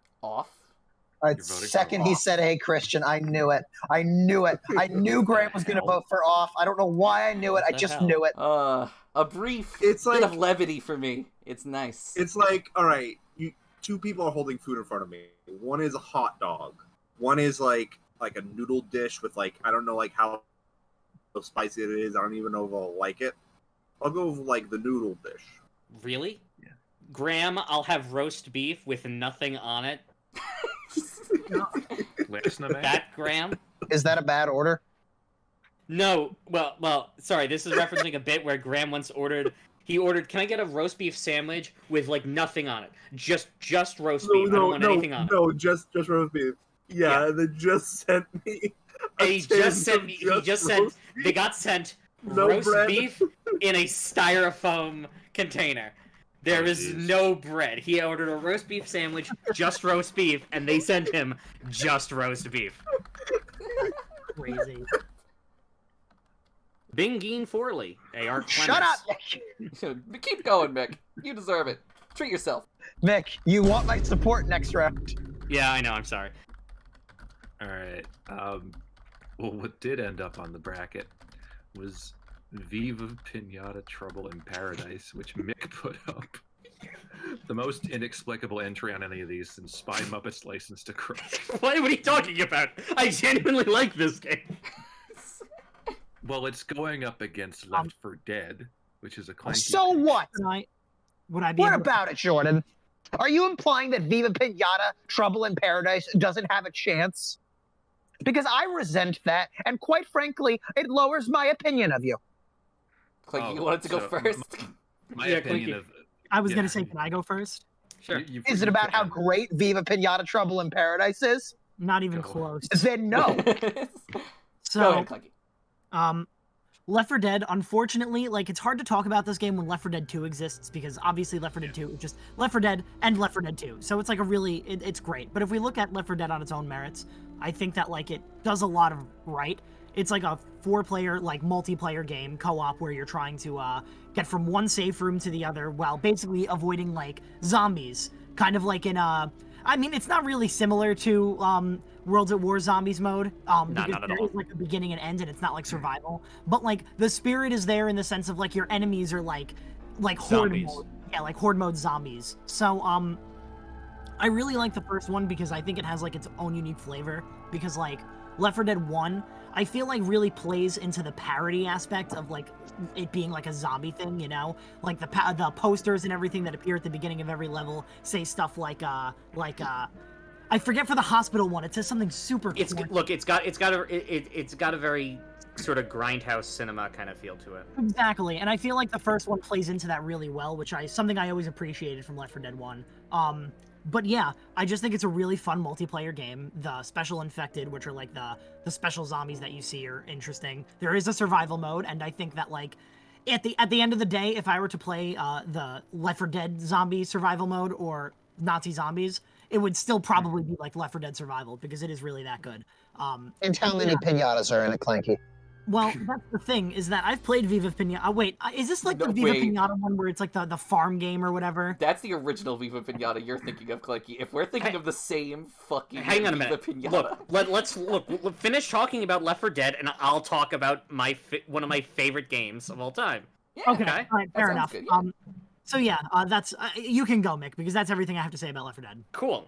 So, Okay, cool. The real game can take the stage now. Left 4 Dead's a great game, but there's not a whole lot of reason to go back to Left 4 Dead now that Left 4 Dead 2 is out. Mhm. And so, Left 4 Dead is basically... I know it has some of its own unique features, but in many ways it's just kind of Left 4 Dead 2, but with less. And so there's not really any reason to play it. No, now. I mean, listen, I agree with you 100% because Left 4 Dead 2 literally includes all the content from Left 4 Exactly, Dead. yeah. Then again, we've talked about irrelevant games before, so I mean... But we want to talk about Viva Piñata Trouble in Paradise is Viva Piñata 1, but the definitive version. More content, Oh, no. more Viva, Let's more go. Piñata. Oh So- my god, yes. Viva Piñata is a how should I put this? It is a sort of a simulation game where you manage a garden. You garden in the game. And as you garden, you will attract creatures. And these creatures are piñatas. They're animal piñatas, but they're like, they're piñatas that look like animals. And, they have like they're like designed like piñatas, and they're animals. But they're piñatas which have the properties of the animals that they represent. If you guys know about, bug snacks, it's got very similar sort of, they all have very similar kind of names. These bugs, Um, Like, Explain to the audience. and the piñatas, when they get broken open, they have the food that their name is on the inside. So there are smorpions, which are s'more scorpions. Correct me if or- I'm wrong, Mick. Oh, sorry. You can also name your piñatas, right? So basically, so as you garden, you attract more piñatas into your garden. And you can and it's basically you start to take care of your piñatas and you get them to, make themselves at home. Unlike a lot of other sort of simulation games like this game has a life cycle, or a life donut, as they call it in the game, the donut of life, because there is a food chain. One of the first creatures you will attract is a worm, which is a worm yes. piñata, that has whirls on the inside of it. The worms will eventually attract sparrowmints, which are spearmint sparrows, who will come and eat the worms. And then once the sparrowmints make themselves at home, then kitty floss will start to show up to eat the sparrowmints. And the kitty floss are cotton candy cats. What am I on? Yeah, and they'll start, and obviously they have the kitty floss have a rivalry with Bark Bark, which are dogs filled with almond bark. And you see, we just have there's this very sort of fun way of managing this garden with all these competing piñata species in them, and they will kill each other, but it's fine because they're piñatas, so they break open and candy comes out. They'll kill each other, but it's fine. Yeah. And it's just it's very much what I think some people who are really into Animal Crossing thought that Pikmin was going to be when they bought it on the Switch eShop. Isn't that right, Clanky? Yeah. A game in which you take care, you take care of a garden, like you start the garden, it's full of garbage, and there's barely any grass, and you remove all the junk, you sell it for scrap, you buy more stuff, you buy seeds to grow grass, plants, flowers, build homes for them, you need to build little world nests and little sparrow nests. Gameplay loop, guys. Yeah, and it starts at donut. Yeah. You can breed your piñatas, let me say, sorry, you can romance your piñatas. Isn't that the maze game, right? Oh, yeah. And like I said, I didn't talk about the original Viva Piñata, because Viva Piñata is good, but it's a lot like Left 4 Dead, in that, like, there's no reason to play Viva Piñata 1, because Viva Piñata Trouble in Paradise exists, which is just Viva Piñata, but more. Which is just a perfect video game. Yeah, Viva Piñata Trouble in Paradise is the best Viva Piñata game. Professor Pester, guys. I mean, come on. Yeah. The most memorable villain. Stupid face. The discovery of the Piñarctic. Yeah, that's right. Yeah, there are other places in the world that you can go. There's a bunch of different Piñata species you can get. For example, crustacean, which are custard crustaceans. Love it. Chalkstritch, which are chocolate ostriches. Tiger Masu. Sarsaparilla. Bunger. Limoceros. Fudge hogs. See, he's got a list of names for these two. Mousemellow. Sherbats. Salamango. Twinger Snap. Cinnamonkey. I'm still stuck on. I'm stuck on the gorilla with SARS. Oh, I thought it was supposed to be like a sarsaparilla pun. Yeah, no, it's a sarsaparilla, a gorilla. It's a gorilla with SARS. That's Yeah, Viva Piñata boldly went where no other game would go. They're not actually piñatas. That's just your perception. SARS. I mean, listen. Unicorns. Quite frankly, I think Mick has nailed it. Elephanilla. But yeah. I think we're ready for the 5-0. Yeah. Oh, really? Yeah. I have one last pitch to make. Christian, do you like Viva Piñata? No. Vote for Viva Piñata. It'll be really funny to see it win. You know what? Man. I think he's Viva Piñata Tsundere. I think he actually loves Viva Piñata, and he just won't admit it. Viva Piñata traumatized me. Oh yeah, no, We've all been there. We were there. We were there. We've all been there. I would like to pray on all things holy that the SARS gorilla makes the edit. SARS. I hope so. All right, Clanky, it's now your turn because the voter over switched. All right, watch and learn, Mick. Yeah, I mean, I'm giving it to Left 4 Dead. Yeah, that's just not true. Oh. I don't believe you. I don't believe your vote. Well, that's nice. Christian. Completely divorced from the horrible experience I had playing Viva Piñata. Viva Piñata, like, this expanded version sounds fun, and I would be willing to give it a second chance. It's Great. no chance against Left 4 Dead 2. Not even That's a smidge. just not true. Wow. Mick, what's happening? I don't know. The only reason I didn't talk about Left 4 Dead at all... This is Christian's favorite game. The only reason I didn't talk about Left 4 Dead at all is because I'm saving everything for next year. Yeah. When you talk about Left 4 Dead 2? Yeah. But then, Well, so vote for Viva Piñata now. yeah, so that we can have more interesting discussion. But I love Left 4 Dead.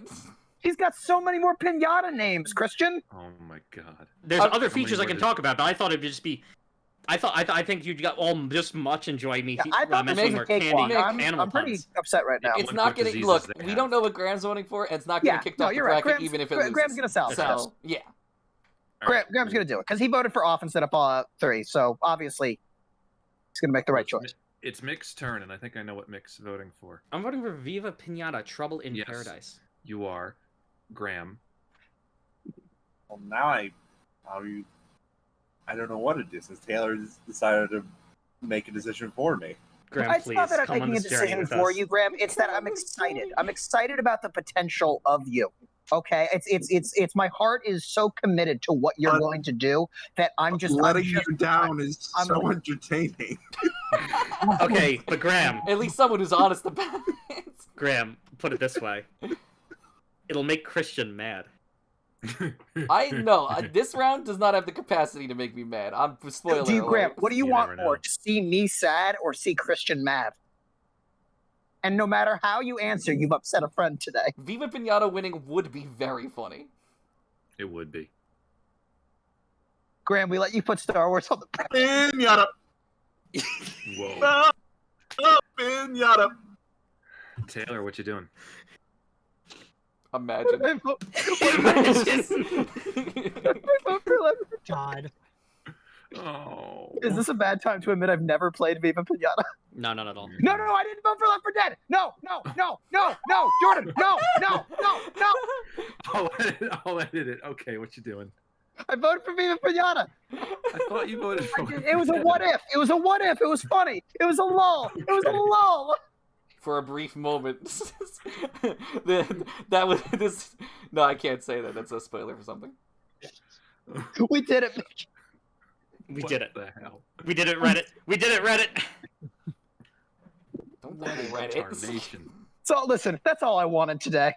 This is going to be the weirdest yearlies of all time. I mean, Just have you how all of seen you this are bracket? It's potty time. Ow. All right, let me put up that fucking reaction image.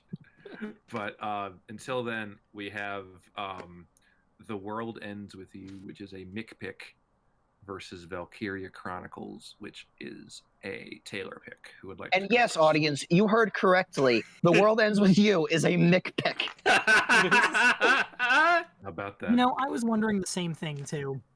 Well, now I gotta know. You can go first, Mick. It's okay. Just give me time to talk about Valkyria Chronicles. Yeah, sure. So, you know what? First, Taylor, do you want to say why it's so surprising that I put on World Ends With Well, You? because this is a JRPG Yes. on DS. No, I should say I never played the DS version. There's another version? I played the iPad version. Oh my I was god, gonna say Mick. the Switch version. Insanity. This is an enigma. This is like a So, all right. So, Oh my God. and can I say, The World Ends With You is an enigma. For example, inexplicably, the first region in the world that it released in, Scandinavia. yeah, it released in the EU before America. Okay. I was right. Damn. It is doing its own thing. So it is a Square Enix and Jupiter Corporation JRPG. Jupiter Corporation, you probably know them best as the team behind Kingdom Hearts Chain of Memories. Oh, why'd you have to go there? Why? That game sucks. Look, I have to mention it. And Picross. Oh Okay, fuck much yeah! Much better. Bro.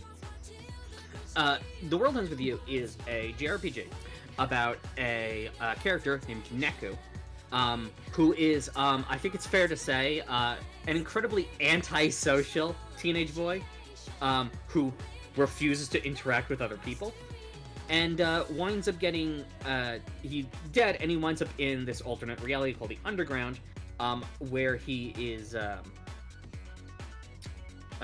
where he enters this game called the Reaper's game, where if you win, you get a chance to come back to life.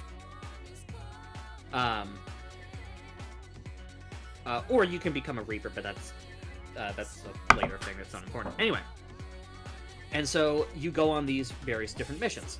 Now, in the Underground, now the enemies in the game are these creatures called the Noise, who Yes. look like animals that are partially made up of like those phony tribal designs that douchebags get tattooed on their arms. That's one thing I know about this game. Yeah, style is a very important part. Fashion and style. Yeah, so yeah, it takes place in Shibuya, which is like the shopping fashion district of Japan, and so there's a lot about there's a lot of style. Like the powers you get are based on I was gonna say buttons. They're not buttons. They're pins. That right? Pins. Yeah. Yeah. So the pins and the fashion you wear affects how you fight in battle. And when you get there are different pins that give you different powers to use, and the way it works is you draw things on either on the DS screen with the stylus, or in the iPad one just with your finger, to cause the effects to happen. And that's how you And can I just tag on that, Mick? Is the amount of pin diversity, the amount of different ways you can attack with the pins is pretty extreme. Yeah. If I can bring up, and you can correct me if I misinterpret anything you said, I actually don't like that clothing is tied to powers, because I hate... No. Like, the pins are not... The pins and clothing are separate. Okay, so I can wear whatever I want. I mean, like, I think the clothing has, like, different stat affinities. I think the way the clothing works is, like, depending on what district you're in, the clothes can potentially be more powerful, but I don't think it's not like you have to constantly manage your clothing. It's not like a crazy thing. I'll take halvesies. I just want to be able to dress up however I want. Oh yeah, you can do that. Yeah. Like you can. Might not you be can, in. Actually, that is an interesting thing. You can choose to wear the least fashionable items possible, but if you repeatedly win battles in a district, it'll make that brand more popular. That's true. So you I can forgot about force that. your shit fashion to become popular. Okay, that I do really like. I really like that a lot. Yeah. And there's so many fucking... I just said this, but, like, there's so many pins. It's like having a team of 6 Pokemon, quite frankly.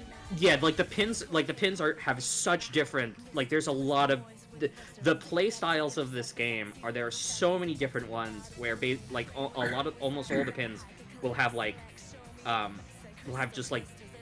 just totally different gameplay styles to them. Not totally different gameplay styles, but like they're genuinely different powers. The only problem I have with the pins, and this is actually, I think, exclusively a DS thing, because back in the DS age we had DS download play, was some pins you could only level up through like trading them with actual people. Oh, I don't think that's a thing anymore, but like that wasn't a thing when I played it on the iOS version, so. Okay, wow, the iPad version's so much better. No, that's the thing. That's the bizarre thing, is that the iPad version is actually considered like one of the more definitive versions of the game. Yeah. That's crazy. Mick, remind me, isn't Beyblade in this game? Isn't it like in Beyblade? Wait, Shin Beyblade? No, in Beyblade. Like you yeah. like slam. Shin Beyblade, like a Shin And they Beyblade. like go slam on. Yeah. No, that's the funny thing. So yeah, the iPad version is called Solo Remix, and it's got a remix soundtrack. There's a new character introduced in the game, and there's the graphics are way better. I mean, the graphics look amazing on DS already. Oh yeah, no, they're already, but they go. You mean like better, like high def? They redrew the sprites for it. Okay. Yeah. Oh, that's interesting, because I thought the sprites were pretty perfect. The sprite work, just the character art is so good in this game. Yeah. Nekka's Well, design for the is iPad version, incredible. they're no longer like sprites where you can like see the pixels like they are on the DS. So now it's like vector lines and stuff. So, Yeah. I want to just. Sorry. I do want to just say, like, you talked on Neku briefly. Like, I think you understated just like how good of a protagonist he is. Yeah, because... there's a lot to talk about with this game, and I wanted to try and get through as much as I could so I could let you talk about. No, I have to be nice to it now because because I have another game on here that I really like. I mean, I should probably talk about it. Hey, Christian. Mm-hmm. I heard you liked sad World War II stories. Hey, Mick. Yeah. I heard you liked World War II stories. How would you like to play a World War II game? I heard you liked game with heavy themes of like the brutality of war and discrimination and the theme of history being written by the winners. Hey, Clanky. How you doing? I don't have a lot for you, but I think you would like it. There's a character that looks like Franziska von Karma. Okay. This is a super sweet and yet equally dreary love story that as I just said, it depicts the brutality of war. There are a race of characters in this game called the Darkson, and they are discriminated not just by regular passerby in the army, but by your own teammates. It's unavoidable and it's wrong. And the way they handle the narrative and the way they explain how they use the meaning of their past to tell their present story is really valuable. This game has a lot of genuinely good points to make. Yeah, I should say something about the setting because you mentioned World War II. It is World War II with the serial numbers filed off. Oh wow. So like it takes place on the continent of Europa. Yeah. You know, I meant World War II and like it's clearly World War II without. World War II. Yeah. I mean, it's an anime game, right? Yeah. So, the combat is one of my all-time favorites in any strategy game. I had a difficult time thinking about how to describe it, so I watched a review to kind of give me a better assessment. But basically, this game is a third-person shooter where you control each unit in a turn-based strategy game. So every turn, you'll have a certain amount of times you can take direct control of your unit, march them along the battlefield, and manually line up your shot. So you can snipe units, you can take a lancer and blow up tanks. You have a lot more direct control. And as a result, when you take out an enemy unit, it feels really, really good. There are the other great thing is units level up by class. There are 5 different classes, and whenever you level up a class, every unit who is in that class levels up. So you don't have to spend time grinding up units you may not like. You have a lot of flexibility in trying out the characters. They each have their own strengths and weaknesses. Some work better on grassy terrain because they're nature lovers. Some get motivated by vegetables, and some can't be around other units because they'll distract their teammates with casual conversations, during war. Dude, you can fucking recruit the main characters of Skies of Arcadia. They're just casual units. The game never gives them like a big portion of like narrative. They're just like, hey, you can recruit me. Happy to serve you. Like the villain of Final Fantasy 15 showing up in Assassin's Creed Origins. Hilarious. Permadeath exists, but like it's pretty easy to avoid. So for the most part, you can make a lot of mistakes and not worry too much. It's you have to be a little careful, but generally like there's a lot of good room for error to learn the maps and still come out on top. The art style and presentation of this game is so good. It's like something out of like a comic book or like a graphic novel or like even like a colored newspaper almost. A lot of lore if you're into that. It's so good. It's one of the best strategy games you'll ever play. You really have to like sit down and play it to really understand how it works in the same way that I think someone has to play Pikmin to really get it. But I don't think there are a lot of games like Valkyria Chronicles.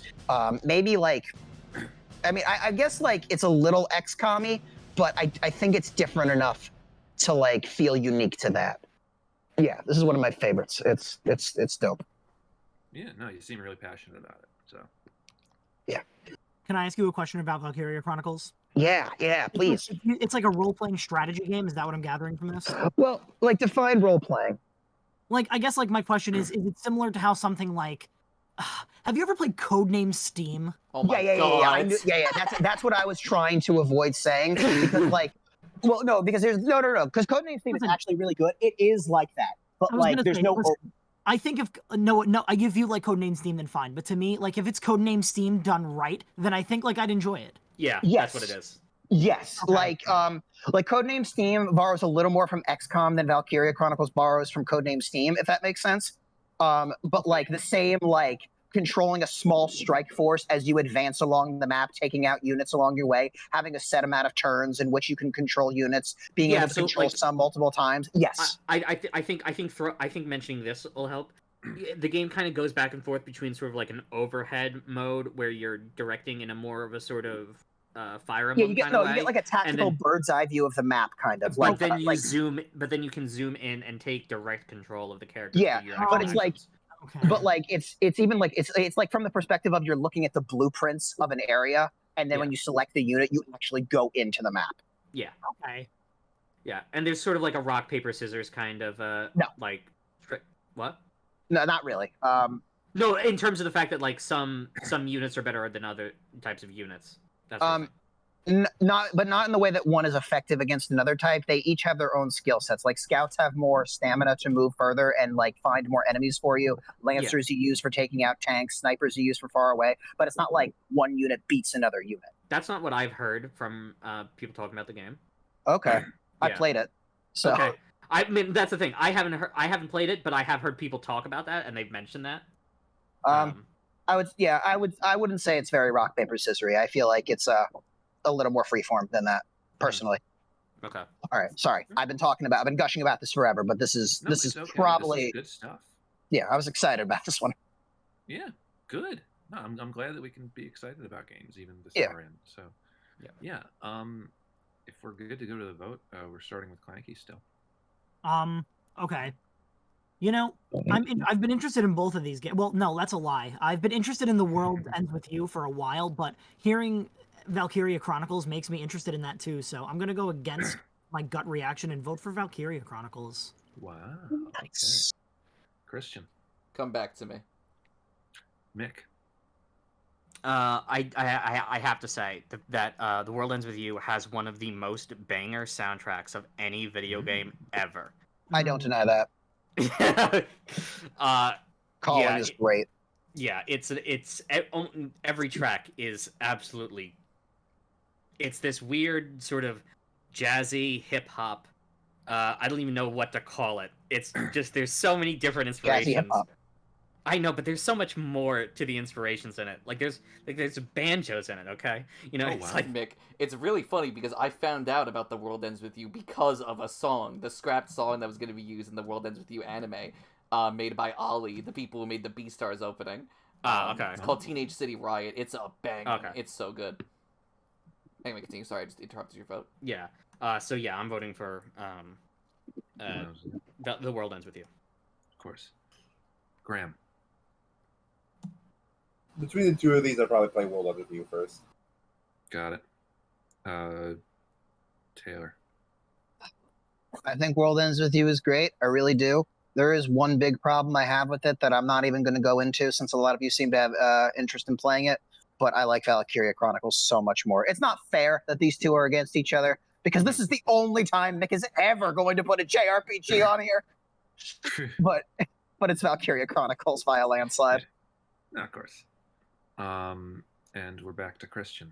It's very rare when I hold my vote for something in a later vote to convince me what to vote for. Which is weird to say because before I was dead even on both of these. Weird to say because I knew fucking nothing about Valkyria Chronicles. And I was like, there's no way I'm going to vote for this. And then you pitched it, Taylor, and I'm like, oh my god, I might actually vote for this over The World Ends With You. But when they're dead even, a good soundtrack gives it to The World Ends With You. I couldn't just leave it at Taylor. You gave a great pitch, and I'm voting for it. I'm not going to lie to you.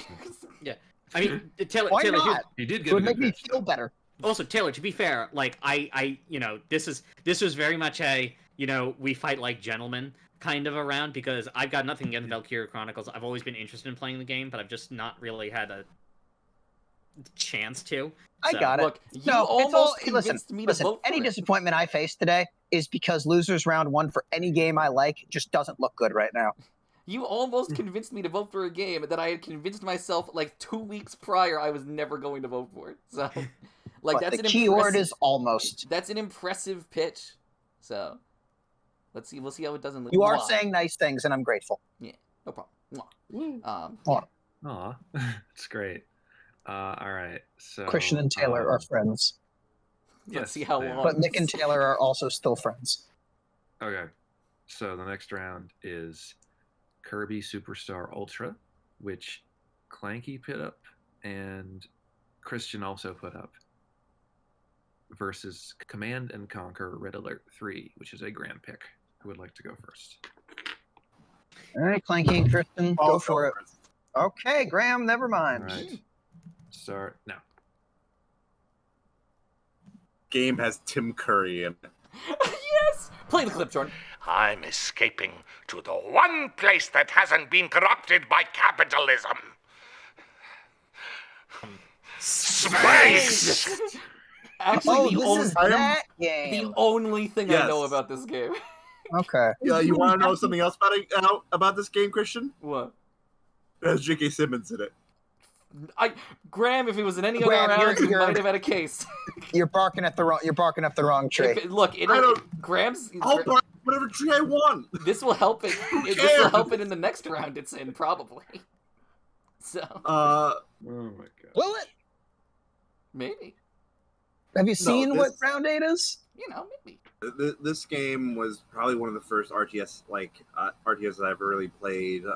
It's just a very tongue-in-cheek fantasy kind of like alternate history where the nuclear bomb was never invented, so the Allies are at war with the Soviet Union. The Japanese have all like mechas and everything. It never takes itself seriously at all, as you can tell by the clip that it's most famous for. Space! Yeah, it has like a cast of it has like a cast of like of cult hit actors doing Yes. like these really over the top parody versions of like the leaders of these countries. Like George Takei is yeah. the Oh is my like God. represents the Empire of the Rising Sun. You know, I thought we were done with naming names, but clearly, No, The he- George Takei- what is George- there's one more. There's one more. Peter Stormare. Yeah. What has he done? Oh, Peter Stormare is awesome. He was the psychiatrist in Until Dawn. Are you fucking No, he should have never been allowed a microphone ever again after that. He peaked. No way. This game came out in 2008, Christian. So this It's was his training for the, Time machine. that was his training for the best voice So- acting role in anything ever, I guess. He's also in John Wick 2. Oh shit, okay. He's yeah. in everything. He was in Killed two Fargo. guys with a fucking pencil. Who the fuck does this? He was that guy, the John Wick fan, yeah. Yeah. Oh shit. Tim Curry, George Takei, J.K. Simmons. I mean, I'm sold. Yeah. I know what the each game is. faction kind of has like a different kind of like feel to it. Like for example, the Empire Rising Sun. A lot of their units will have the gimmick of like they can like switch between forms because they're mecha. There's different heroes you can get for each side. Yeah, it's just like if you like RTS games, you'll like this. I don't Yeah, really and know what else actually, to say. Command and Conquer 3, Red Alert 3, actually has an innovation that that none of the other games had: naval combat. Oh fuck yeah. Put that on the box, why don't you? They did. They put oh fuck yeah on the box. If there was a series that was gonna do that, it would be the one that made the President of the United States, J.K. Simmons, Oh my fucking and the God. Emperor of Japan, George Takei. This is fucking insanity. And the Prime Minister of Russia, Tim Curry. Yeah. And the Prime Minister of the UK was what's his name? Peter Frampton. No. What? I wish. I don't even. Wait, what do you do? What do you do in this game? Kerry Michaels. No, that wasn't it. what do you do? It's a real-time Jonathan strategy game. How many Tim times do you have to Curry. say it? Christian, he couldn't be more clear. Tim We have Curry. said it's a real-time George strategy Takei. game like 7 Jonathan times. Is it really nothing more than that? What do you want? Well, usually we go into some mechanics and we. It's a real-time strategy game. If you've never played one, But I have Jonathan, played, but Jonathan Price. Jonathan Yeah, I Price. said that twice Oh, while you guys were prattling.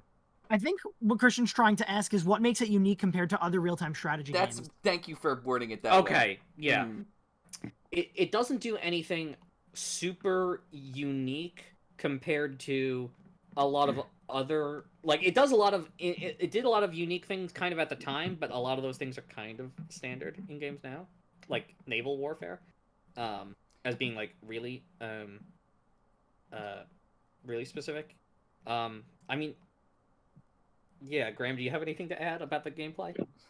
I don't know if I can make a visual of this game in my head. I'm just looking at Tim Curry. That's the game. I'm It actually is Tim a- Curry with the art style of the box art, where it's like the sort of like a propaganda Tim Curry. No, it's like live action scenes. That is great. I do like that. Look, if it's like Civ 5, but it's got Tim Curry, then I'm down. It's Okay, not. It's no. It's a real-time strategy game. Oh, so Pikmin with with Tim Curry. Yeah, just Pikmin, but Tim Curry. Exactly. You know what? You just That's- leave it at that. You don't even need Christian, to you're correct just me. asking the questions you want to hear the answer yes to. You don't even need to You're correct me. It's leading Pikmin with yourself. Tim Curry. And it hardly matters because I I- already know what Graham, I you want like to you're correct going him. for. I want to correct him, but that'll only hurt our case. Exactly. Yeah, So I think you just leave this lie going. Mick, you have no case. Oh yeah, that's right. That's what it's going up against. Yeah. May I mean, we have a case. It's just the other case is that Christian and Kirby. well, that's because they're all good games. No. I'm not saying anything bad about that. I'm just pointing it out that we don't have a. We Mick, don't. let me just explain to you how not a case you have.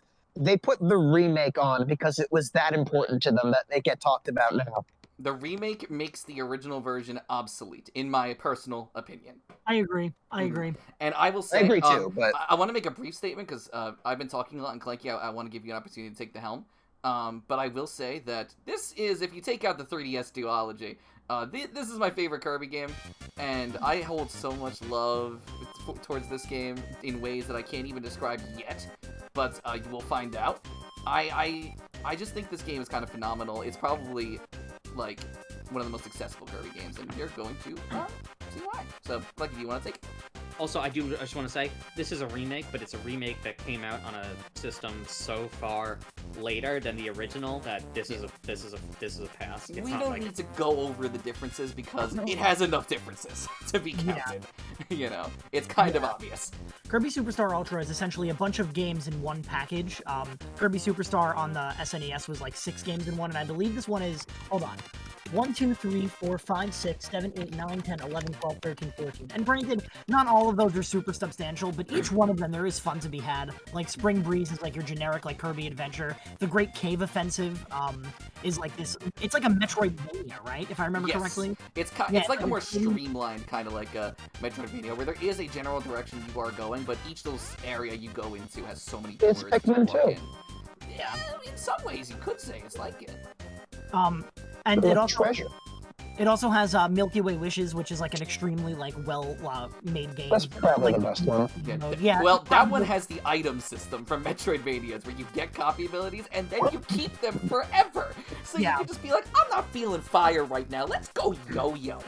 Not only that, but it's also one of my favorite game modes in this, believe it or not, is Gourmet Race. It's just so much fun that they managed to make like a Kirby platformer a fun racing game. It's like, it sounds bizarre saying that, but it really is great.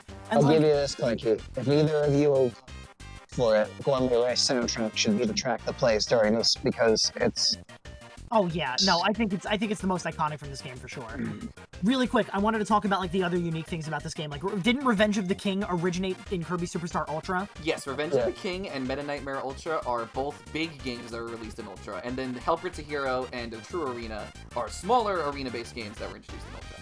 So like in the Helper one, you play as the Helpers. Meta yeah. Nightmare Ultra, you play as like Meta Knight, and then Revenge of the King, you play as DDD. It's so much fun. You do not play as DDD in Revenge Oh, of the did you King. not? Am I thinking of the wrong thing? You are thinking probably of the DDD tour from Triple Deluxe. For Revenge of Meta Knight and DDD, if I could talk about those briefly, because those are my Yeah, no, favorite go for modes. it. I'm good. You go for it. Those are my personal favorite modes. Because remember back when we talked about Kid Icarus Uprising, and we talked about how yeah. characters will talk to you while you're playing through the worlds? In Revenge of Meta Knight, you're not just storming the halberd to stop Meta Knight's ship from killing everyone, from making Dreamland like a authoritative nation or something. No, you're storming the halberd while everyone on Meta Knight's crew is shitting themselves about how scared they are of you. They're like, "We blown up the right wing! Send in the heavy lobster! Oh, the heavy lobster's dead! Abandon ship!" There's a heart-wrenching scene at the end where everyone's abandoning ship and they're like, "Sir Meta Knight, we have to go." And Meta Knight's like, "No, I have to stay and fight Kirby. I go down with the ship." And when the fucking bird leaves, dude, it's like he was just a Ooh. Can you make that sound effect again? No, because it probably hurt a lot of ears. And Revenge of the King has a lot of the same things that are great about that. They only come into play in the final area in the castle, but the rest of Revenge of the King is just extra mode from Kirby's Dream Land. And then when you get to the castle, it's Waddle Dee and King Dedede shitting themselves because you're killing everyone. And it's like, both of these modes end off with these amazing battles against Meta Knight and Mass DDD, which defined, like, the entire fucking franchise as we know it. Yeah. Like, I actually had very minimal things to say about this one, because... That's good, because we had a lot to say about it. Well, yeah, because I'm like, yeah, Christian and Clanky are going to cover it, and, like, even though I like this game, I don't have, like, a ton of things to say about it that I feel like are unique to this one. Ultra is the type of game that, like, you can't call it the most unique Kirby game, but it kind of does everything the best. I mean, like, we say that there are, like, 6 to 12 games. I've always kind of just associated it as, like, they're worlds with uniquely different settings, because none of them are long enough to be games. They're games. They're short. Yeah, I mean, I would disagree there. Just because they're short doesn't mean they're not games. Yeah. I mean, I just feel like they all play similarly enough to feel like a very large stylized world, you know, because like even when you play Meta Nightmare, you're going through them all sequentially, and then that in that sense, it does feel like you're going from world to world. I see what you mean, but I don't think anything you're describing hinders its appeal. It's not. I'm not even like necessarily saying it as a hindrance. It's more so with just how I feel like people would advertise it to another. Like, it's not a collection of Kirby games. It's one Kirby game. Yeah. One very, very good. I don't love it as much as everybody else, but I like it. I think I'm going on the record saying that it's probably my favorite Kirby game. And it's such a good favorite It's to most have. people's favorite, I get it. Mick, Graham, you two haven't fucking played a Kirby game like all the way through, have you? No. Play this one. This one's like the best place to start. Do I need to go to DS? Yeah, emulate it. You're asking me to violate the law? Maybe. Oh, shut up. Anyway, I mean, look, I think it's pretty obvious that I'm ready to vote, but what about the rest of you? I don't know. What actors are in it? Who plays the bird, dude? Who plays the bird? Fish 3. Jason So Sudeikis. Yo, Jason Sudeikis is in Kirby? Yeah. They should Yeah. They should totally get Antonio Banderas to play Meta Knight. That'd be fucking great. Please. That would be so Let's great. cast the Kirby I movie. would sell multiple organs if necessary to And get then him to Jack do it. McBrayer as Kirby. No, whoever voiced King DDD in the anime voices DDD. So Clanky goes first in this one. Yeah, I'm gonna give it to Kirby Superstar Ultra. Yeah. Christian, well. I'm realizing more than ever that Taylor was right. Command and Conquer really kind of got a shit roll on this bracket. It sounds fun, and I love that we spent a lot of it going over the celebrities, because that part was like, that shocked me. I was like, what the fuck? J.K. fucking Simmons is in this game. I have to He play plays it. the President of the United States, President Ackerman. With a lot of love and respect to both games, I'm voting for Superstar Ultra. David Hasselhoff plays the vice president. What the fuck? Mick. Wow. Wait, was that a lie? No, it's not. Take a guess. They got like a fucking Knives Out tier cast for this game. Yeah, they do. Holy shit. Ensemble cast doesn't even begin to, and it's like it's all like cult classic actors. You know, Yeah. it's not like a big name celebrities, but like the next best thing. Yeah. Like Jonathan Price. Okay, yeah, Gina that's true. Carano. Oh. What was it? Oh yeah, that's right. We're the Yearlies. That's what we're doing. Yes. Are we sure? Yeah.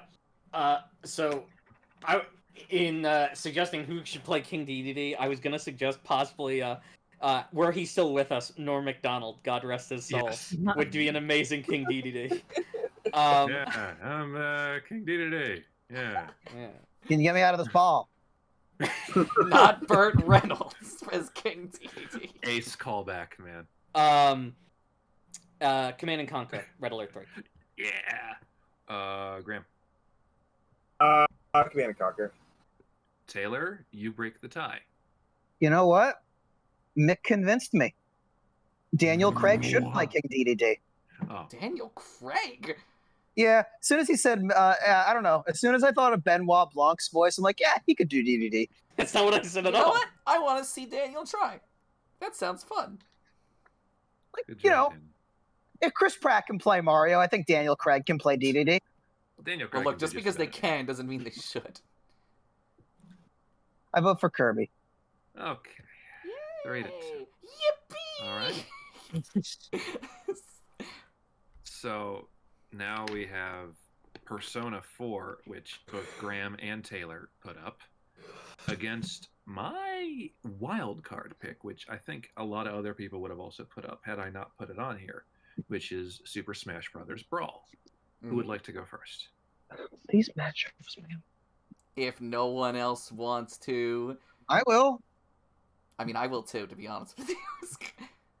All right. Which one of us wants it more? You can take it, I don't care. I don't care either. Then I'm taking it. And I'm gonna take it. No, fuck you! Fuck you! All right, go. I'm He was gonna Cleric, Ante-Fraudescu, Boxed Foe, All Percy right. Quiff. Persona 4. Sounds like a good play. Let's both do Persona 4. That sounds fun. Okay. So I'm going to not do the JoJo 4 comparison because I think it's only going to make Mick angry. I changed my mind. Every time I talk about Persona, people are mean to me afterwards. Can I be the I'm meme not magnet? gonna be I would love to talk about Persona 4. Yeah, I'll you know what? You take lead and I'll like provide cover fire. Yeah, because I was split between which game I wanted to talk about, but now that we're on Persona 4, let's go down this road. Persona 4 is my favorite Persona game. Woo! This game Hooray. is like JoJo Part 4. It's a murder mystery. It's, Through an alternate small town yeah, where you summon things. absolutely. This won't make Mick angry. Persona 4 is great because it has some of my favorite characters in fiction. Where since you're in such a small town setting, these characters get to have so many wonderful moments with each other. And there's like a lot of opportunity. And I mean, this goes for Persona 3 and 5 as well. There's so much opportunity for character growth because of the social link system. This has one of my favorite social links in the entire series because Persona 4, one thing I really like about Persona 4 is that Persona 4 was not afraid to tackle subjects that were kind of ahead of its time, even if at times it kind of fumbled the ball a little bit. The sentiment is still there, and my favorite social link in the entire franchise is the one which deals with this character who's suffering from like how he's dealt with his whole life about toxic masculinity and what it means to like be like a man and like what that actually means. He wants to be a man, but he also wants to make dolls, and it's like, the whole social link is like going through that like dilemma of like, yes, you can, being a man is what being confident in yourself and what you want to do, and like make dolls for people, do it. And is one of my favorite characters in fiction. Yeah. I love. Oh, you want to go? Oh, I mean, yeah. If I'll just touch on each point you make a little before we move on to the next one. Because I have a lot to say about this. I mean, this is one of my favorite video games ever. I mean, it's not Persona 5, but holy shit, is it good. So good. I think that this game more strongly, even like it may not I'm not sure if it has my favorite social links or not, but its handling of each individual social link is more depicted in the game's themes of bonds. Like, it's not, let me be very clear. It's not so, like, people describe this game as a story about friendship, but I think it's like, it's not so much about the unity of friendship as a collective group. I see it more as the power of friendship through the strength of an individual relationship and how the individual bonds we form with one another shape us and provide possibility and give us strength. But I feel like it's carried and depicted in such like a not like corny way, but like a very specifically unique to this. Like this is true of all your protagonists, but you have the arcana of the Fool, and the Fool is infinite, but gains strength through the power of bond. And I feel like this game kind of describes that probably strongest. Like it's most turned out here. Not that it doesn't exist and it's not a huge component of 3 and 5, but it's like a central development to the contrast of you, the protagonist, versus even like the villains you'll run into. Like it's the alternatives and parallel narratives of how it's depicted through that base theme. I feel like are probably stronger. I have to second everything you say there, and I think the themes of Persona 4 are, again, part of the reason I really love it. Oh, shit, we're already at 4? Fuck, Persona 4! Just other things that set Persona 4 apart. It has my favorite boss fights in the entire franchise, because the boss fights are, like, this game is surprisingly challenging, and has just amazing boss designs. Every single boss is almost sort of, like, based off of, like, the insecurities of the characters that you're trying to save, and it's, like, it's really, really interesting. There's so much symbolism, and I'll Face Myself is a fantastic track. Oh, the entire soundtrack is one of my favorite soundtracks fucking ever. And other things that set Persona 4 apart. The dungeons that you go into in Persona 4 are not as good as 5's dungeons, but they're definitely better than 3's. And I do think that Persona 4 hits it right on the mark, where they're still really fun because each dungeon has a unique setting, soundtrack, and even though they're just straight corridors where you open up doors, if you like dungeon crawling, then they're good. Fun. Like, I mean, they're not amazing. Like, I don't usually expect good dungeons from RPGs. It's always a luxury, in my opinion. Mm-hmm. It should be more mainstream to be like better quality, but like they're good. I don't really have a problem with any of them. Yeah, this is not like there are lots of things about this game that I don't like, but not lots of things. Actually, very tiny things in the grand scale of things. But I do find that Persona 4, it just, I don't know. After I beat Persona 4, I was having dreams with the characters in them. And I was like, oh, fuck, we're here, aren't we? So, I cried because it was over. Yeah, but smile because it happened. But I gotta say, and this needs to be said, this game has some of the dumbest true ending bullshit ever. Absolutely. I have actually not gotten the best ending of this game because the specific choices you have to make to get the true ending are so fucking stupid. And the game actively is like, hey, you beat the game, you want to save over your game? And I'm like, oh yeah, the game's done, so I'll fucking do it. When I got to the point in the game when the true ending bullshit started to be apparent, I had to, like, walkie-talkie with Taylor back and forth, sending screenshots, being like, what do I pick? I went through a trial, like, let's see if you would have gotten it without my help. And so he tells me what he would have picked. And when he eventually would have accidentally triggered the bad ending, I'm like, congratulations, you failed. Yeah, it's pretty fucked up. But rest of the game, and there's one character I really don't like, but the rest of the game is fantastic. I would say that Persona 3 has maybe not as, like, I say Persona 4 strongest characters are stronger than 3, but there are more unlikable characters in 4 too. And my only other thing, and I know we'll talk about Smash, this is a big one. The character development in this game, I feel like, is a downgrade from the character development in Persona 3, because in Persona 3, so when a character goes through their arc and gets their persona, that is some of the greatest writing, with the greatest direction in any game. It's amazing. But once that happens, these characters are relegated to talking heads who only get to shine through their side arcs. And I don't feel like they get to be as core to personal growth through the main narrative in the same way that Persona 3 did. Persona 5 is guilty of this too, but like, it bugs me. Because character writing is so important to me. I can concede that, however, it does avoid the problem that Persona 3 had, where characters would just fucking disappear before dungeons. It's like, you can't fucking use Junpei in this dungeon, even though he's level fucking 80 and everyone else is level 1. But when, I suppose, but yeah. I don't think the two are, like, related necessarily. Anyway, Brawl! Yeah. I love Brawl. I fucking adore Brawl. This game is fucking amazing! I think it was my first Super Smash Brothers, which is, I think, why I put it on. Who do you main, Jordan? In Brawl, oh god, it's been years. We all have to say our mains, honestly. I think it might have still been Wario. I'm not sure. Yes, Wario is a great main to have. That's such a good main. Well, I guess we have to go around the horn now. Mine was Mr. Game & Watch. Of course. Mine was Toon Link. That's right. How could I forget? Mine was Started King as a- DDD. Mick, hold yeah. on. So, Mick, really quick.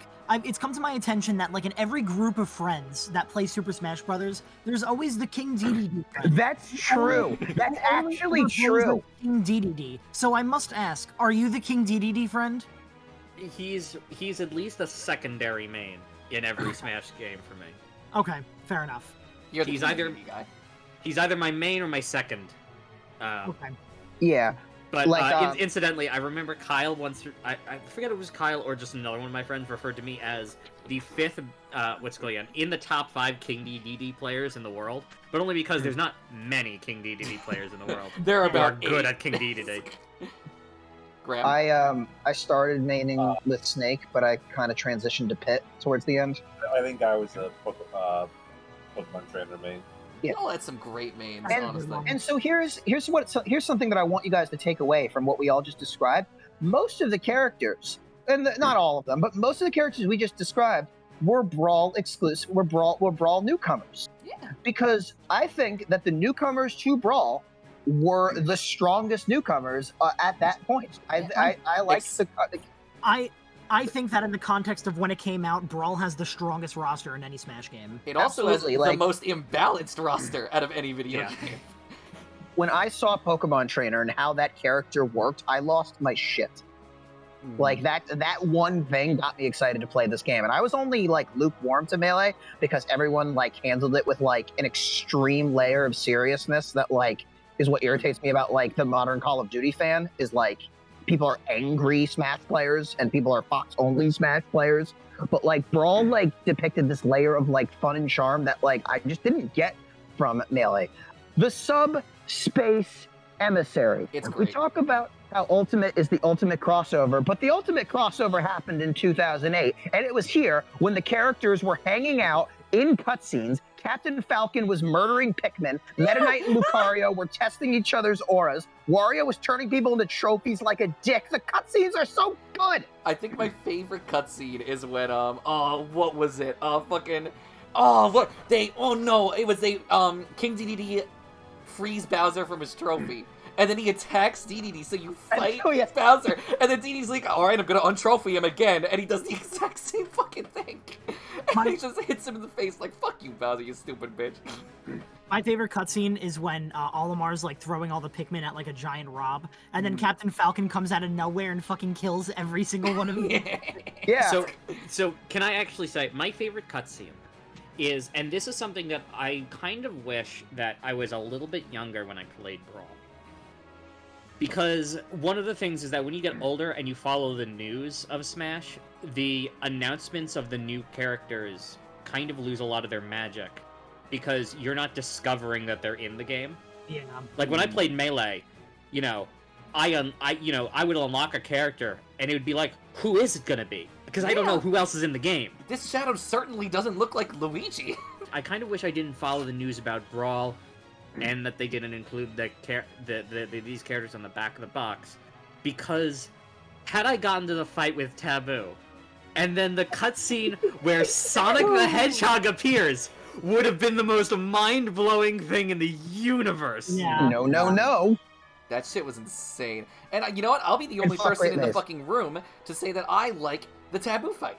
I like almost every boss fight in this game. The Taboo fight's fine. The Great Maze sucks. I didn't I hate can the agree. Great I can Maze. text I that. kind of think the Subspace Emissary sucks in general.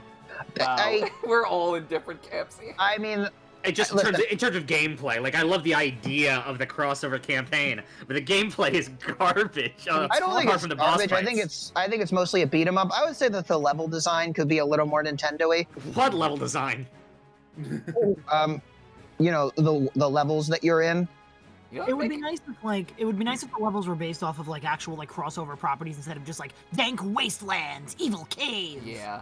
Yeah, Because I they think you have get a Donkey Kong Jungle for a level, but It didn't look like they were designed in a level creator.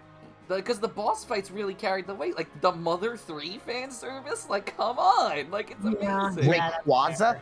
Rayquaza, like, shoots Fox in the face? Like, What kind of Rob's character arc. Rob's in the game. Rob's my current main in Ultimate, by the way. I fucking Yeah. like Rob. Spoilers for Smash Brothers Brawl. Robert's reveal at the end of the game. Yeah. Insane. Yeah. And can I just say, I feel like this is the easiest Smash game to dunk on nowadays, and I still don't think it's fair. I don't get tripping. I never noticed tripping. Everyone did. says tripping is there, and I don't think I ever noticed it once. Optic That's nerve insane. blocking. You blocked out the tripping. I look at this game and I see a game that is smashed, stuffed. The word I was looking for was stuffed with content, even for the fan who plays Smash alone. Me. Unfortunately, you know what? No. Fuck you. Someone else do it. I literally don't have the time to go through why okay, I'll say this: the game looks disgusting. Does not. It The does. problem is that since the Wii was so similar in specs to the GameCube, like they had to make it look different from Melee, so they decided to make everything look super detailed, even though it just looks like they put dirt on them. Can I just say, it's very difficult for me to think that a game does not look good. I am very easy. I do like how Brawl. This is gonna sound fucking insane, but I do like how Brawl looks more than how Smash 4 looks. Smash 4 looks like it was fucking sanitized, and I was not a fan. I do have to point out one thing about Brawl because it's been egging me in my mind, and I don't want to. It hurts because I love this game, but I have to point out the fact that 90% of Brawl fights, if I play it 1v1, it's just hitting someone and then waiting for them to come back down again. That wasn't my experience. It's really everyone it's low gravity. It's low Yeah. gravity Alright, you Smash go- Bros. You go ahead and play classic mode in Smash 4. Why? Oh yeah, that thing. Yeah, okay. But that's just my thought. I still have so much fun with this game. I just, I have to point out because it's it's important as part of the Smash Bros. Discussion. Yeah. To say a positive point, the unlock system in this game is way fucking better than any other Smash Brothers game, probably. Yeah, you don't have to fucking wait 20 hours to unlock a character. Or, actually, I was thinking even more so the achievement wall that they have in this game. Love is it. really Love the achievement wall. Yeah, which is a Sakurai mainstay now. I am ready to vote, I must I'll say. make that Yeah. asset. Yeah, okay.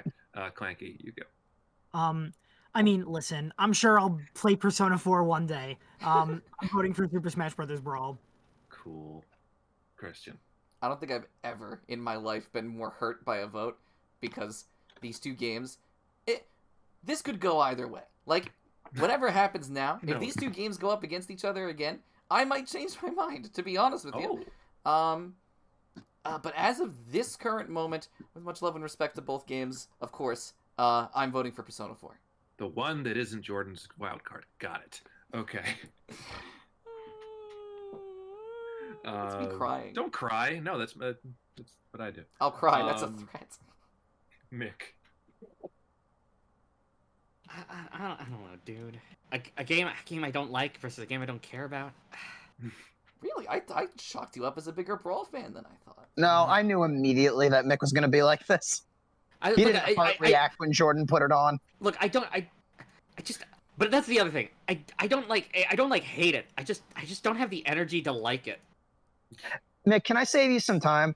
You're going to Yeah. vote for Brawl because you hate Persona and you tolerate Brawl. You would probably Yeah, rather play yeah. Brawl than Persona. Okay, yeah, that's true. But yeah. That's fair. All right. Graham. I'm gonna reach out for the truth and vote for Persona 4. Yeah, and Taylor, you do the thing. Jordan, I hate these brackets. I really do. Because No, it is always me. It is always round 8, and it is always versus what is arguably my favorite thing on the bracket. But I'm coming back for it. Oh, Persona they 4. all say that. You heard it here. Taylor is coming. That's my secret chief. I'm always coming.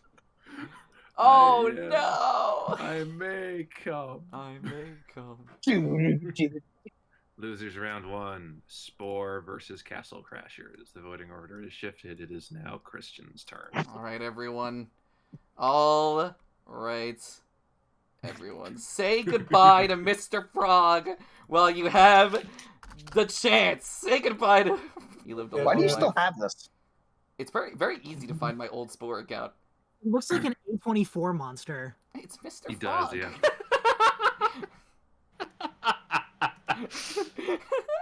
I'm sorry. The lion thing looks like an A24 monster. I've been someone edit this bitch to Hereditary. Fucking- Well, hang on. Now he knows what asset he has to make. I vote first, by the way, right?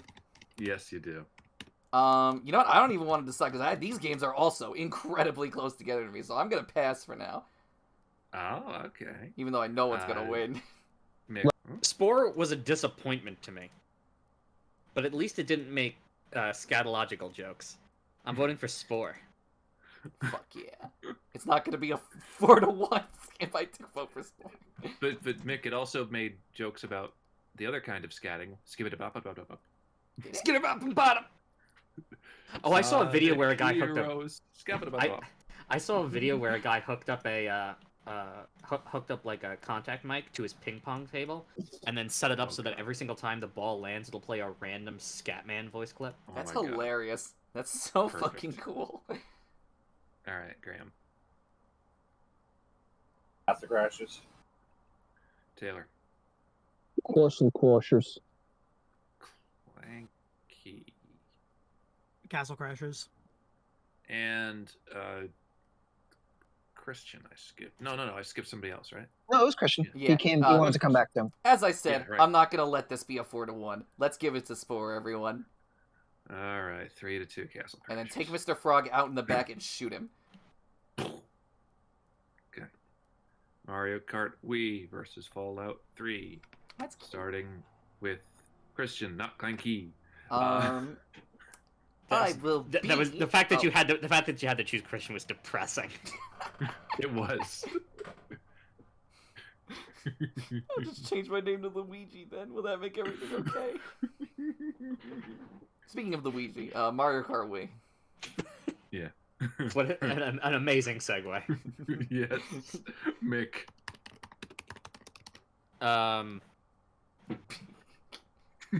Fallout 3. Graham. Mario Kart Wii.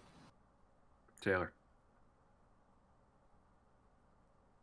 Sorry, I'm thinking about who should play Waddle Dee in the Kirby movie. Oh fuck, I had D. a good one. J.K. Simmons. Waddle Dee. Caitlin Olsen as Yeah, Waddle Sweet Dee. Waddle Dee. You got it. Somebody else did. What's the score? 2-1 Mario Kart Wii. Oh, jeez. I don't know. Let me see if it's a 2-2. Clanky, go first. Mario Kart Wii. All right, It's then not. Fallout 3. Okay. 3-2 Mario Kart Wii. Man, it's not that I shouldn't be surprised that Fallout 3 is out round 1, but like, I wanted to believe in it more. It sounded like y'all just wanted to play New Vegas. No, see, that's the thing, right? I don't care. They're both They're both the same game enough. I mean, no. I mean, In terms of gameplay, yeah, they're the same game. Nearly.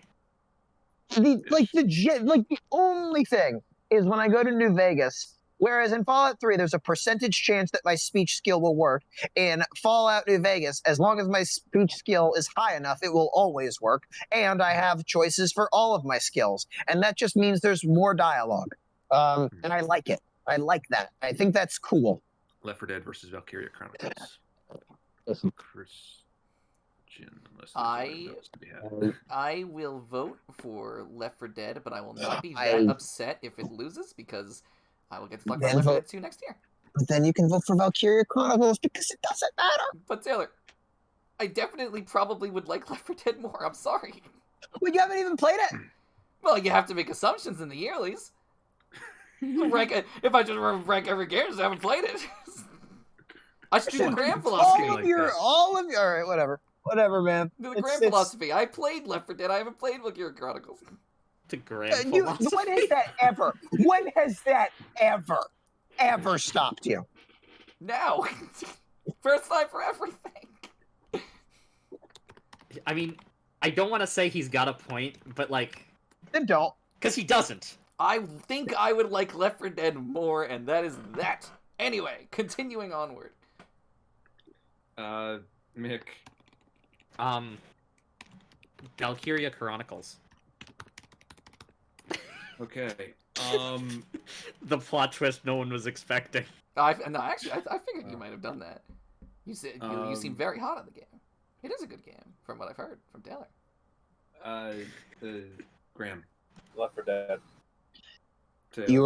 You were my out, Graham. You were my beacon of hope. I'm- Well, I don't know. Maybe Clanky will surprise me. He said he was interested. I don't know that that's not true.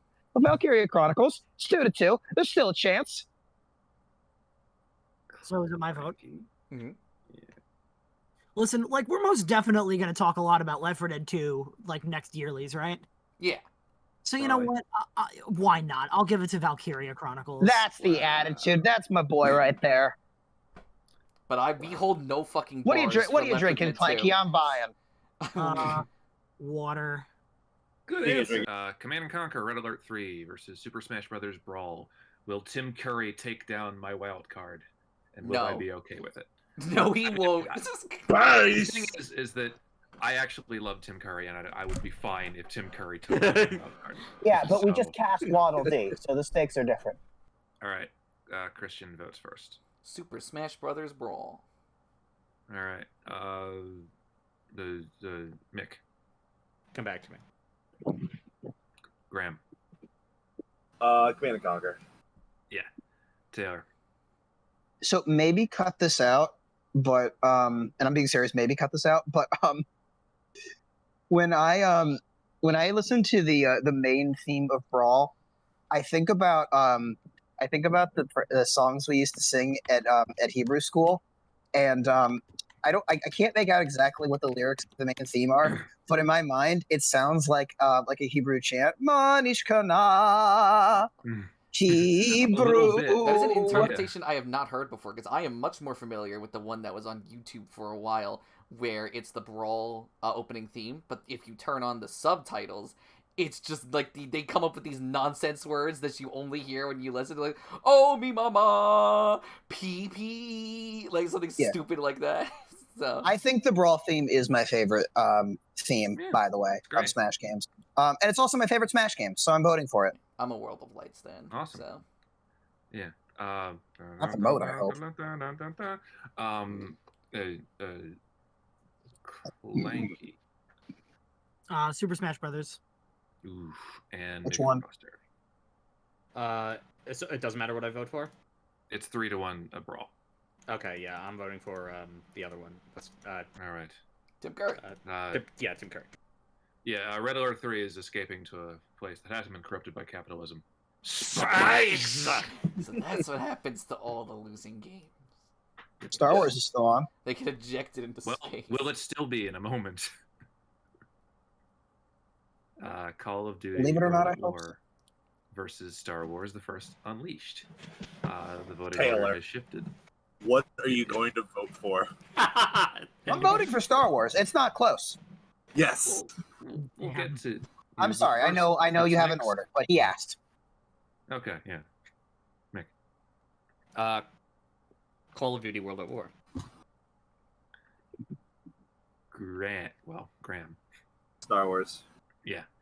Taylor, you just said Graham, you're voting for if I Star vote for Call of Duty, then the year is not good.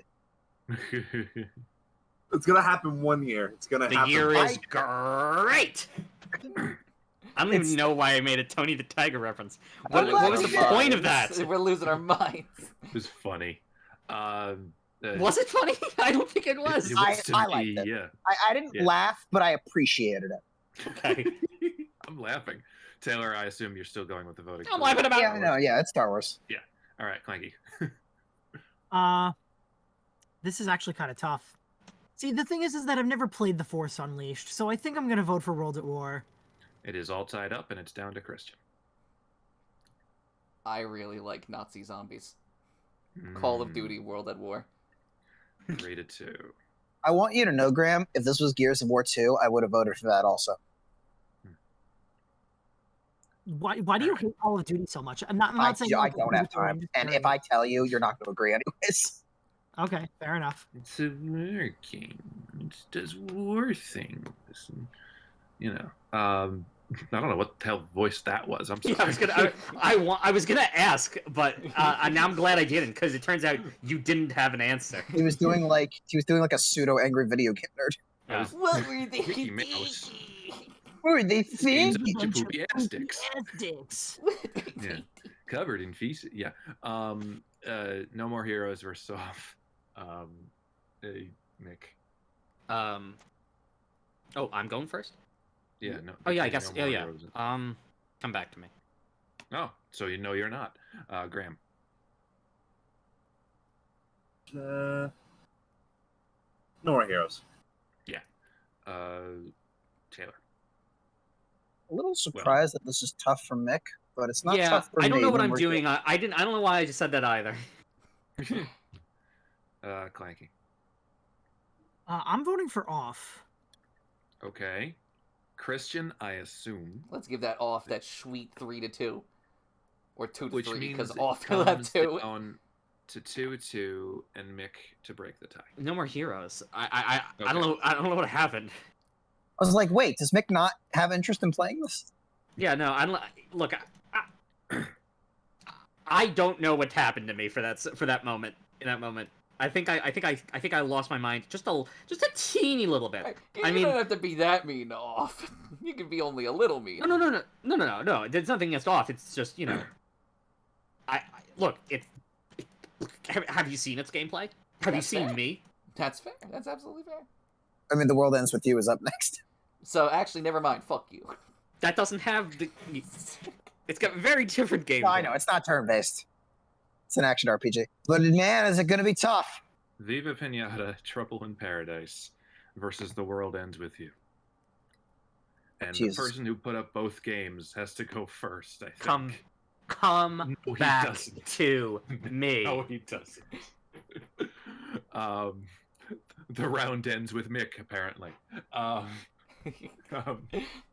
Graham.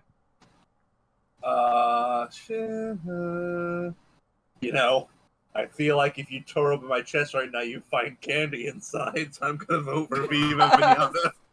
That's a mood. Hello? Jordan, you still there? Oh no. Jordan. Oh no. What will we do? It was Mr. Frog. Mr. Frog did it. He snipped the wires. We didn't do a good enough job. He's a metaphor for my own self-doubt. No, don't drag me into the walls. Here's the thing, Christian. What? That I had two choices. It was either Mr. Frog or Tony the Tiger. I'm flattered you would pick Mr. Frog because he hasn't done anything else in a long time. I just don't feel like anyone wants a running gag with Tony the Tiger. I do, but I don't think anyone would join me. I There's a do. lot of running gags with Tony the Tiger. We need to find other serial mascots to taint with our existences. All right. Taylor. You know, I think I need to see where this goes before I vote. I need to see what type of power I have. All right. Clanky. I'll give it to The World Ends With You. Okay, Christian. 2E, which is short for The World Ends With You. Actually, it's pronounced Chloe by fans. I will try. We're back to Mick. Oh.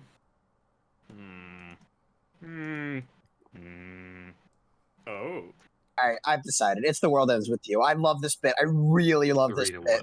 But, All right, like, then Viva Piñata, I'm going down with the ship. Yeah. All right. Like 3-2. any piñata would. All right. Kirby Superstar Ultra versus Persona 4. Shit. Don't even get me started.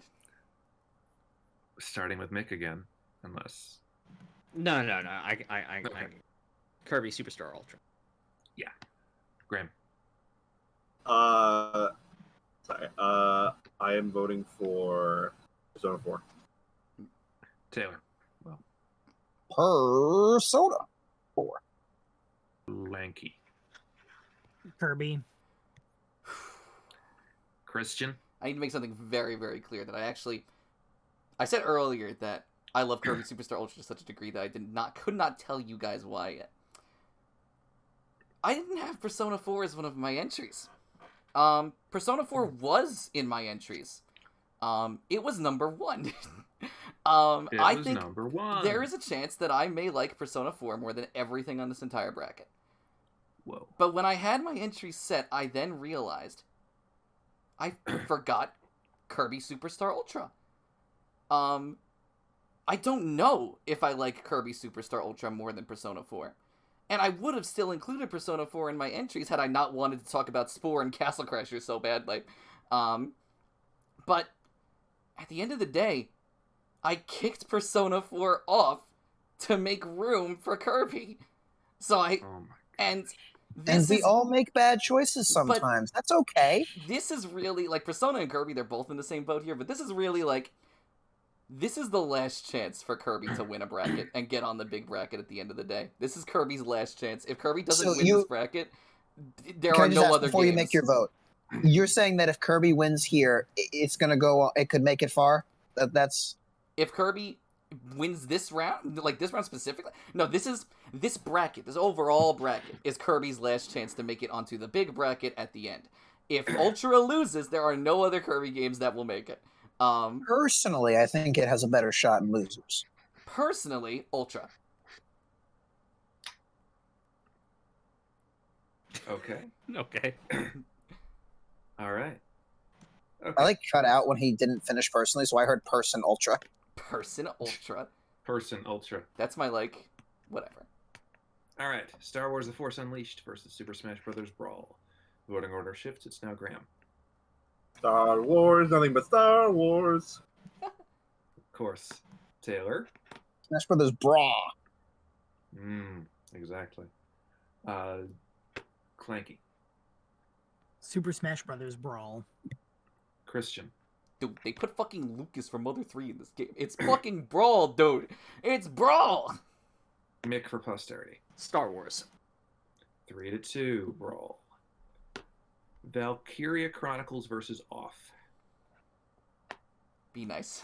You be nice to me. They have to decide who to be nice to. I start with Graham.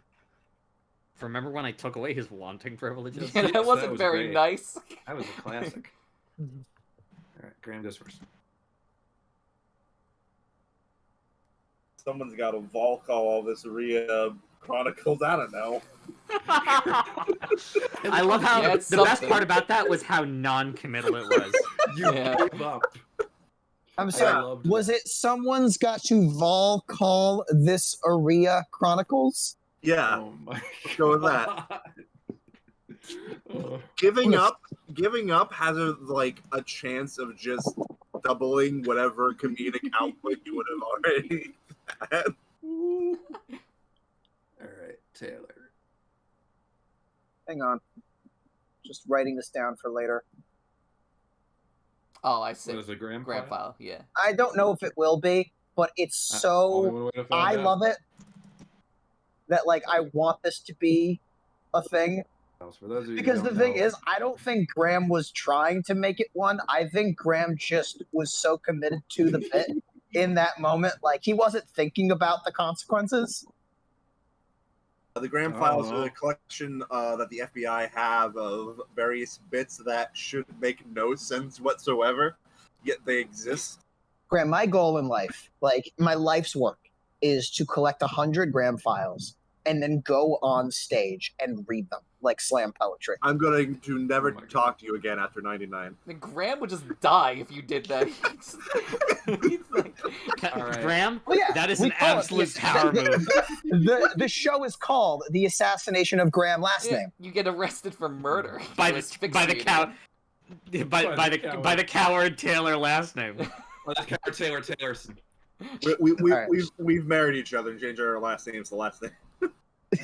Yeah, Now you it's guys don't really know our toxic. personal lives. It's Anyways, French, it's not it's Valkyria. Siname.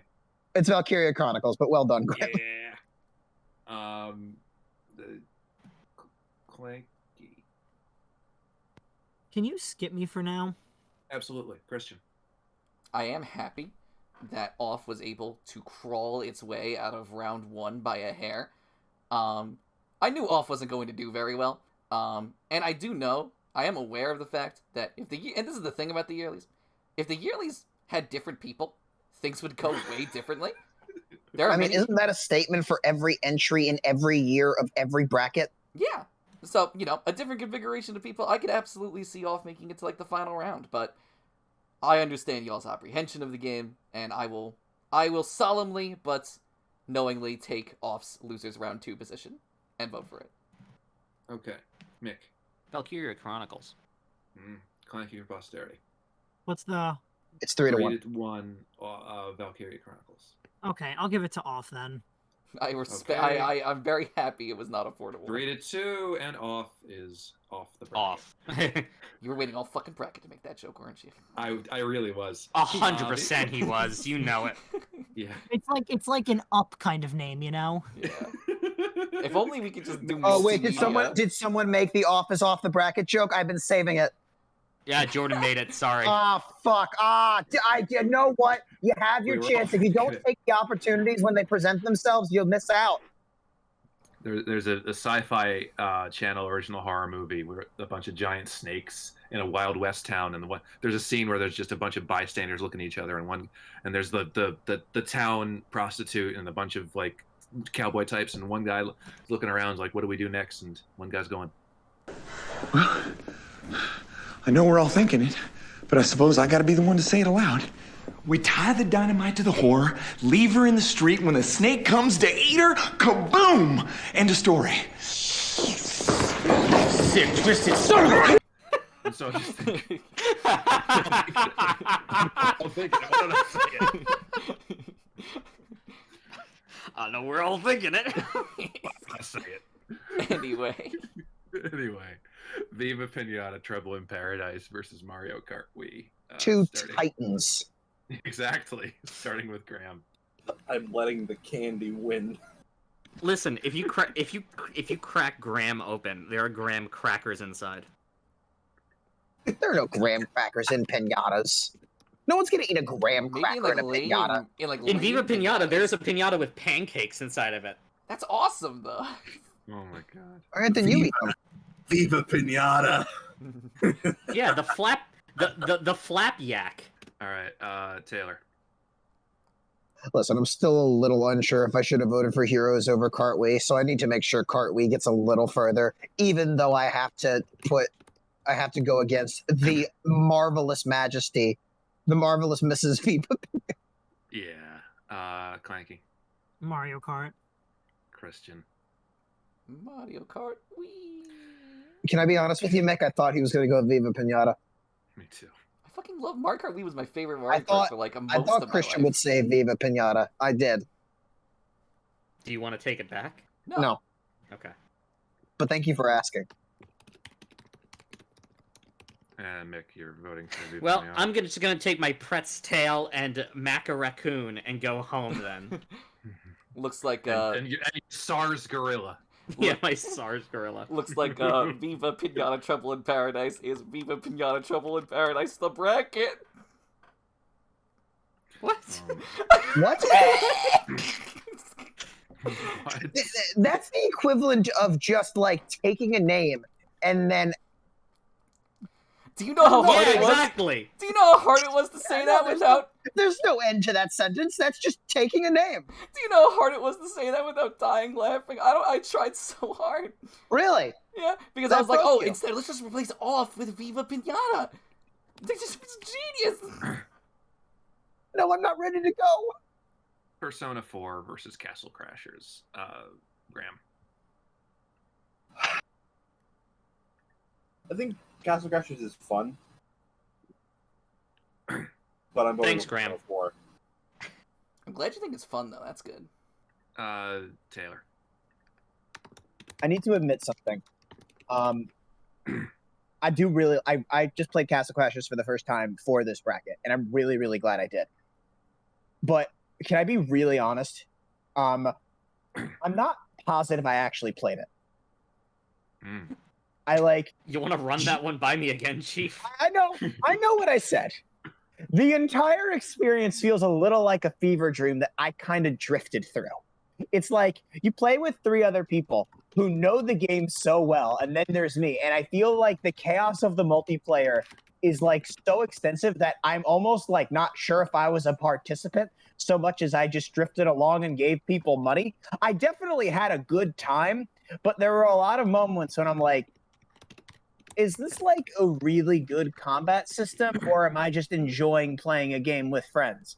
It's like, I've played other beat 'em ups, and to be fair, I usually play beat 'em ups alone, which I don't even think you should do, but maybe if I played this with like 1 other person instead of 4 other person, I could have had even more fun. I kind of feel like in most games like this, the chaos of 4 players, like it probably should be experienced this way at least once, but I think I should also play it single player once.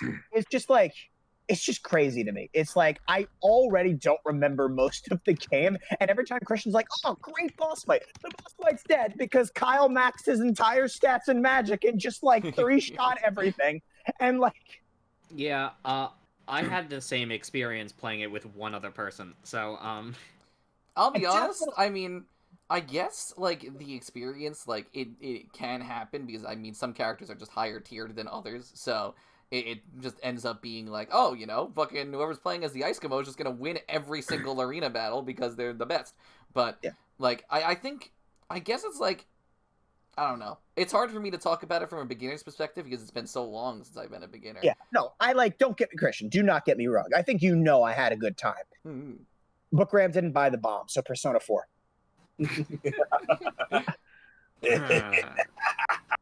But yeah, by the way, Mick, Sorry. the one thing that I like, I mean, I did want you there, genuinely, Mick, but if there's one regret I have more than anything, it's you would think that in a group of me, Graham, Christian, and Kyle, Christian or Kyle is likely the saboteur of the playthrough. You never expect Graham.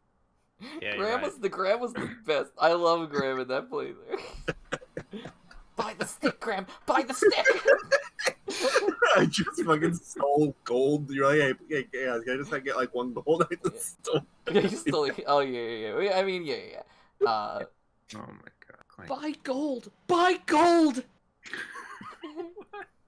It's mine? Oh, okay, Castle Yeah. Crashers. Alright. Christian. I really wanted Castle Crashers to do better. I really did. But I'm voting for Persona 4. Oof. Mick for posterity. Oh, it doesn't matter. I guess I'll vote for Castle Crashers because I played it. 3-2. Castle All right. Crashers, why? Why didn't you just, like, win against Star Wars? God damn it. I tried. Tried. Alright. Valkyria Chronicles versus Super Smash Bros. Brawl. You know what I believe? So it is Taylor's turn again. It's very close. I had to actually check. I had to check my memory for which game I liked more. I think Valkyria Chronicles is a monumental achievement. Just so you guys know how much I love this franchise, the 3rd game, which is Japanese only, I tried to download it a patch. I gave my computer a virus. Oh my god. That's how badly I wanted to play more Valkyria Chronicles games. Was it worth it? No, I didn't get the game. I see what you mean. I just got a virus. Oh, okay. A computer virus! That's a ripoff. Clanky. I'm gonna give it to Brawl. Yeah. Christian. God. One thing about Brawl that's, like, underrated for me is, like, how much time before I even owned a Wii, how much time I spent on the fucking, the site that Sakurai made for the game, and, like, it ruined all the character reveals for me, but, like, I spent hours and hours and hours just reading all the updates and everything. It's crazy. Brawl, yeah, that one. Mick. Valkyria Chronicles. 2-2. It's down to Graham. Viva Piñata. Valkyria Chronicles, I think. I I'm believed. actually amazed. I believed. Yeah, that's about right. Just so you guys know, if I lost, I would have said the same thing, but with much more despair. I believe. believe. I believed. All right. It's funnier that it won, actually. Because, I'm sorry, Jordan. In that moment, I was so happy Valkyria Chronicles won. I completely forgot it's it was okay. your wild It's card. okay. No, it's great. Don't worry about it. This is what usually happens. It's okay. You see, he says it's okay, and then he hits you with that line. Yeah, it's called emotional guilt. I get it. I earned it. Jesus, okay. So I'm the bad guy. Persona 4 versus Mario Kart Wii. Taylor, I guess it's your turn. I vote for Super Smash Brothers Brawl. That's not on here anymore. Yeah. I vote for King's Quest. We're Vote bringing for it Viva back. Piñata, that'll be funny. Replace Persona 4 with King's Quest. Ratchet and Clank. All of the games. WarioWare DIY. Alan Wake. Abraham Um, Lincoln.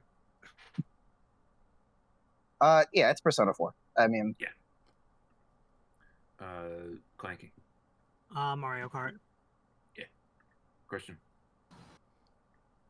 I was debating whether I should tell a particular story, but I think I'd rather people not know that I played this particular game. Persona 4.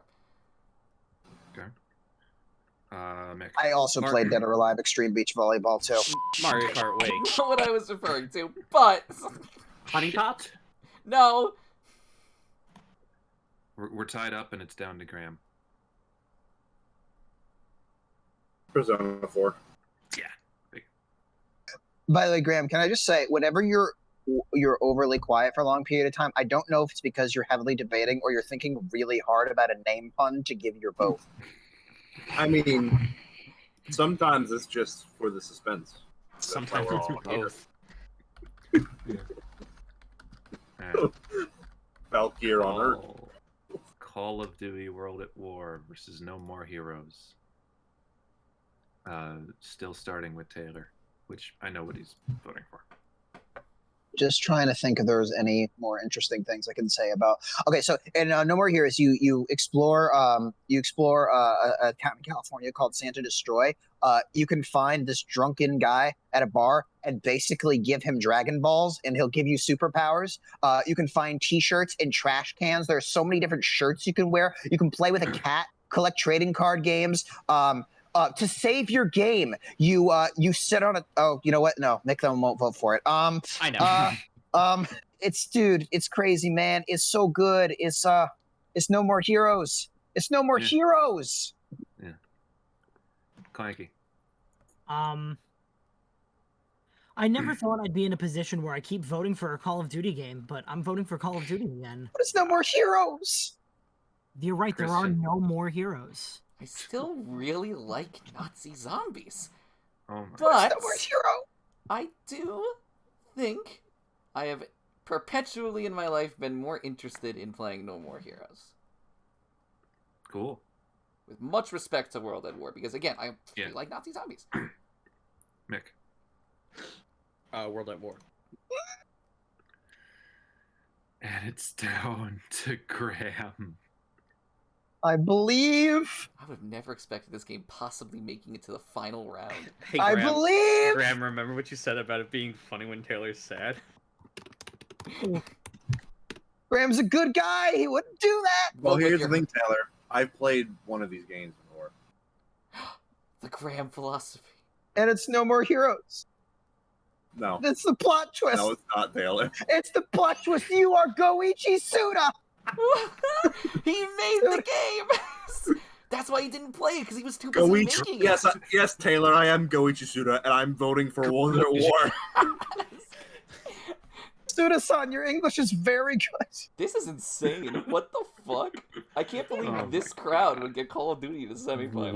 Wow. I hope I'm more than confident anything else in the universe that the final one is Call of Duty World at War versus Valkyria Chronicles. Don't do that. This is gonna be the Please. weirdest one. It's insane Please it's only don't up do here that. because of the Nazi zombies. It's I know. literally only a side mode of the game. It's the reason But it's why the it got best this mode of far. the game. Yeah. The World Ends With You versus Kirby Superstar Ultra. Starting with Taylor. Just going through a lot of emotions right now. The world ends with you. Like, Kirby Superstar Ultra. of course. Christian. It's looking bad for the pink puffball. Or as the commercials would say, the super tough pink puff.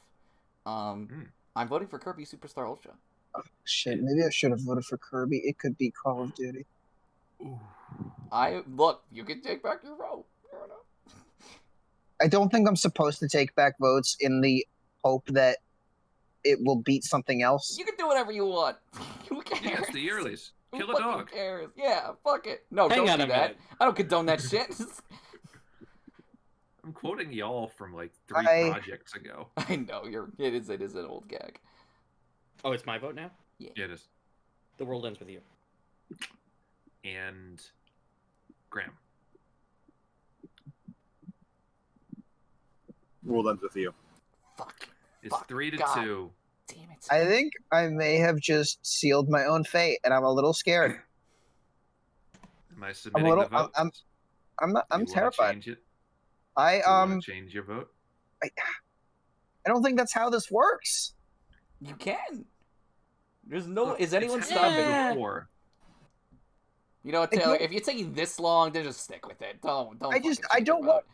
I don't want my spite to like be the reason Call of Duty loses. I want Call of Duty to lose because you guys genuinely like another game more. I want to manipulate the bracket to suit my needs. Mhm. You never know what might happen somewhere down the line. So we have No More Heroes versus Persona 4. Voting order now starts with Clanky.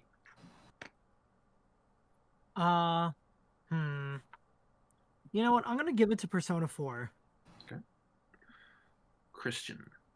Things are not looking good for the Curbster, but I think I would be equally happy if, because this is kind of Persona's last chance too.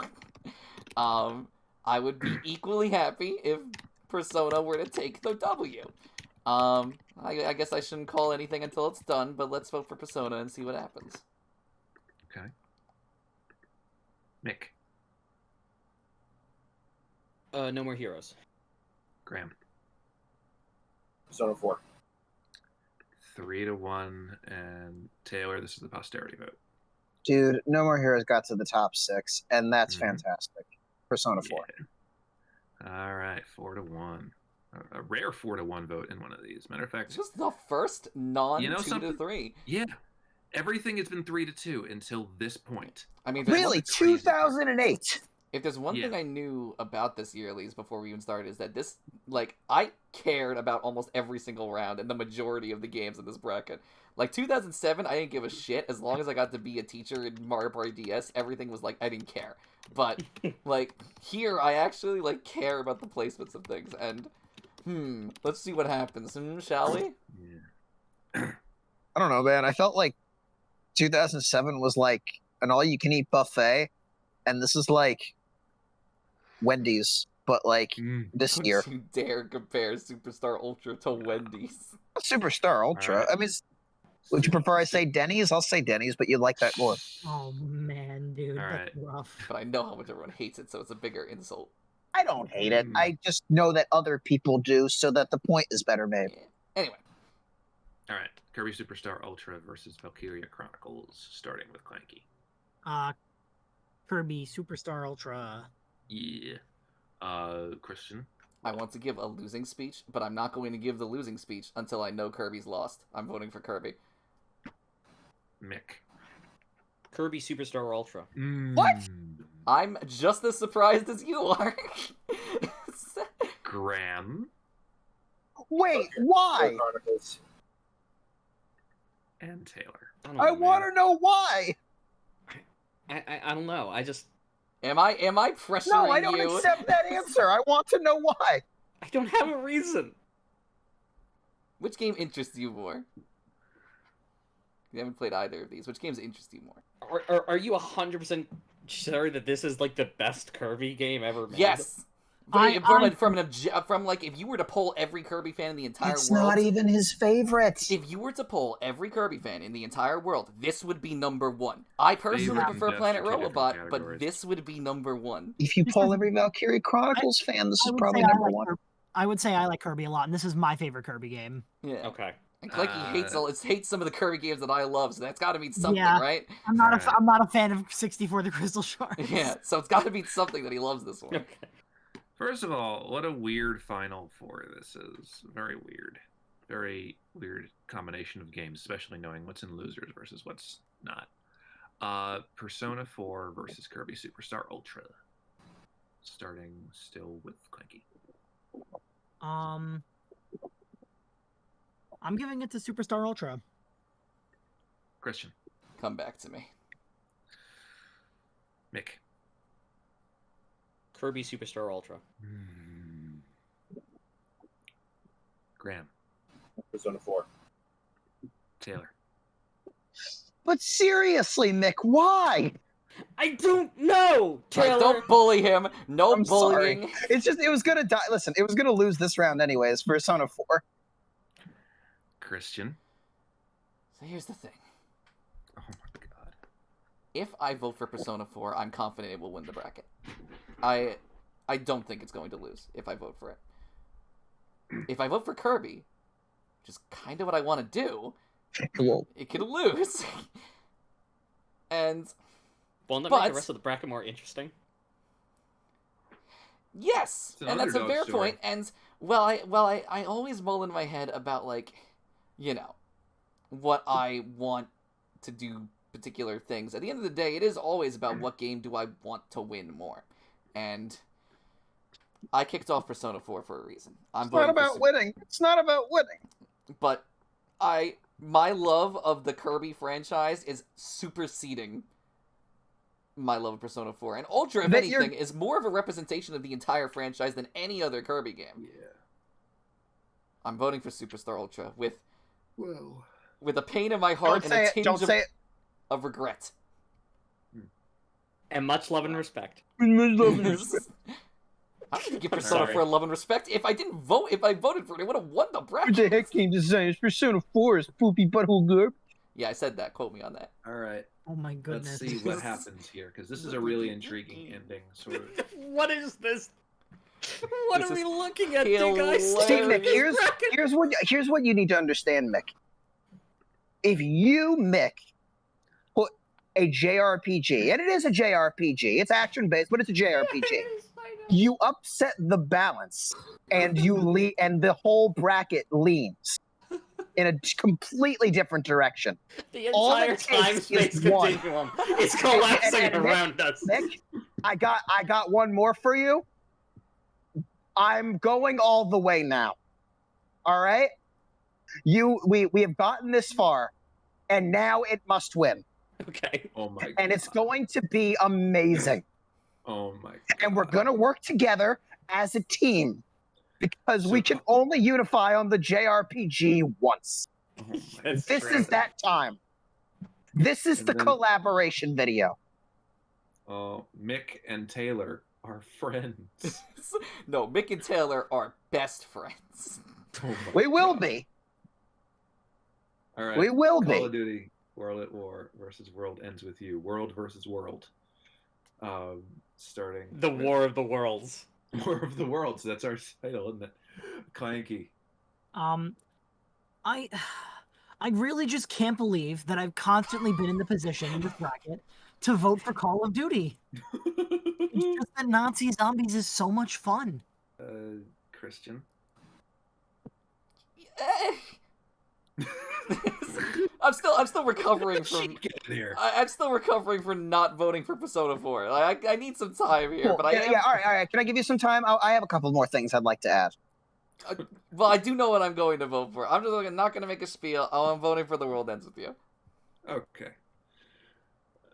Mick. Come back to me. What? Graham. You're split between these Call two? of Duty World at War. They're both my picks, Christian. Oh, you're right. But, like, what was your number one pick? Well, not everyone orders them.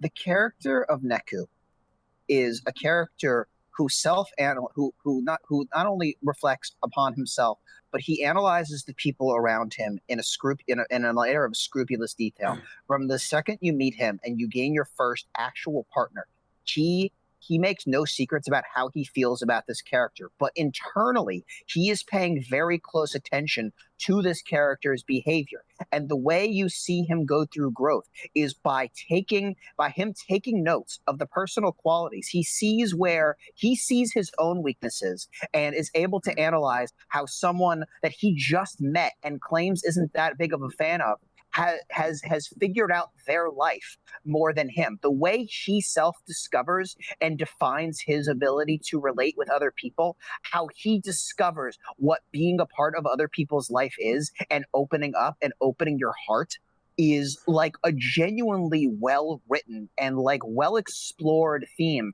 that is not as well analyzed in other games. The introspective of Neku's inner thoughts and the way how there's a plot device that he goes through early on that is resolved later, but because of how the character works, and it feels very natural.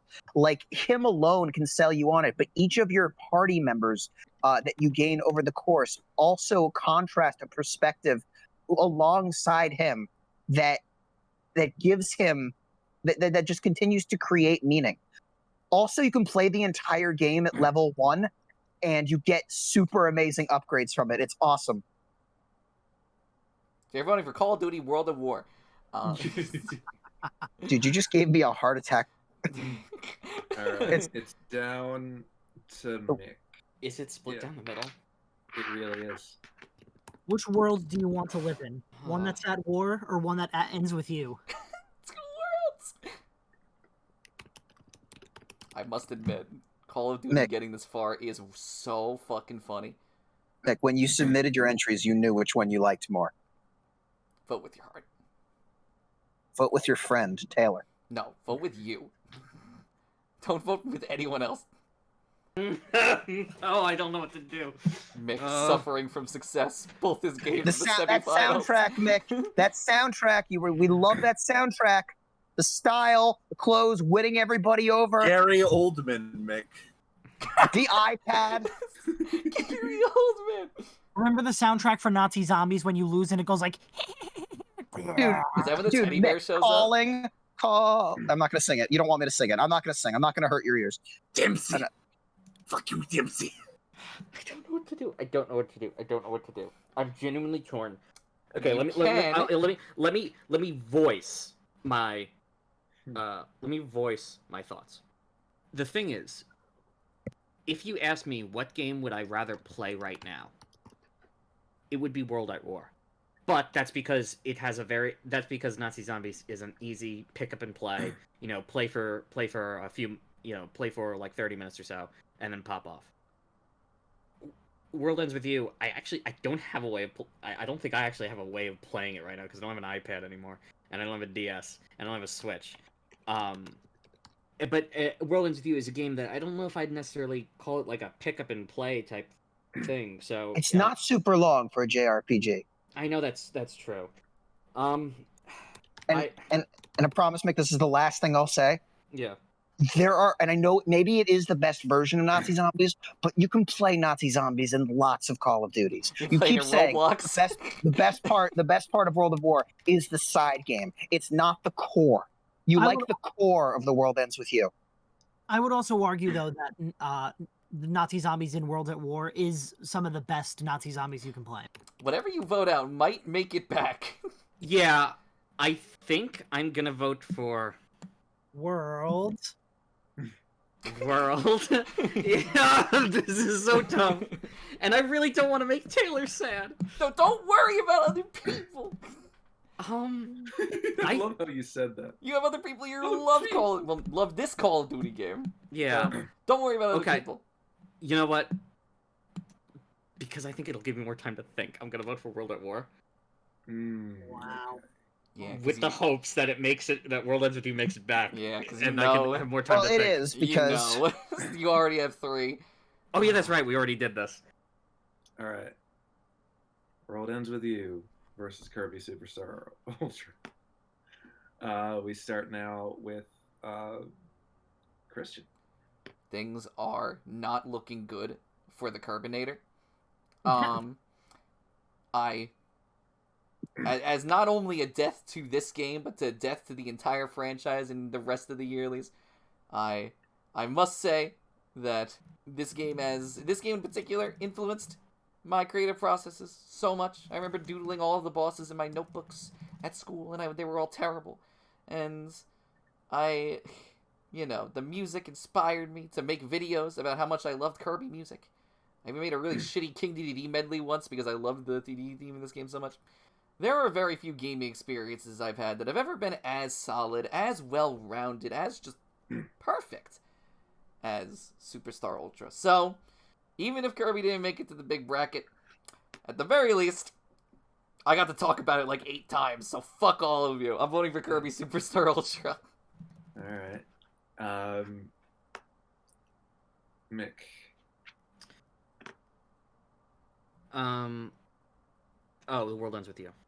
Yeah. Graham. World Ends With You. Taylor. Mick, I want you to know Yeah. that I could vote for Kirby Superstar Ultra right now. The thing is, It could win. Gonna It drag will it out, get huh? into the final bracket, Yeah. and it will beat Call of Duty World at War. Yeah. Taylor, trust me on this. Vote for The World Ends. But I'm not going to do that because I believe in you. And that's why I'm voting for The World Ends With You. And that's the character arc. You are going to be the guy who saves the JRPG.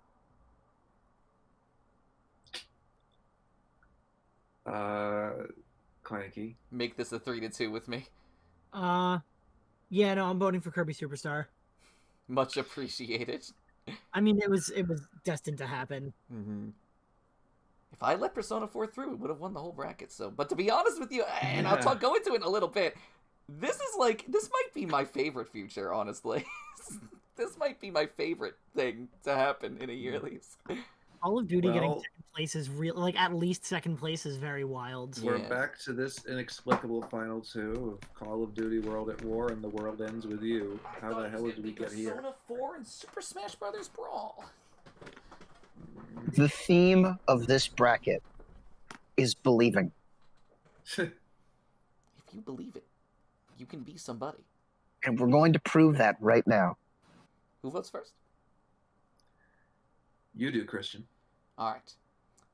The reason why I think this is such a wonderful matchup for me is because it's so great after so many Yearlies to see 2 of Mick's games in the top 2. Yes. Like, that just brings me so much joy. Let alone one of them's a fucking Call of Duty game. And the other's a Really? That's JRPG. the one you're exclaiming? One of them is a JRPG. I'm sorry. Let's be honest, Taylor.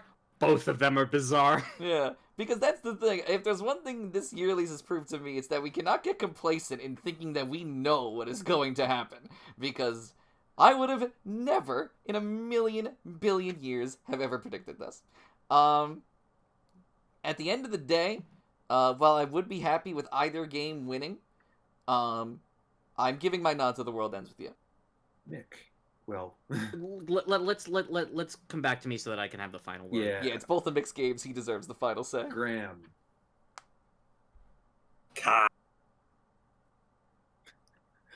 I think that was Call of Duty. Wait, what did you just say? God. Oh, because Christian votes for World Ends With You. Okay, I got scared. Yeah. Taylor. The World Ends With You. Yeah, I have no speech. Clanky. Just I've given my Call of speech. Duty- Call of Duty World at War. Tied up down to Mick. Bring it home.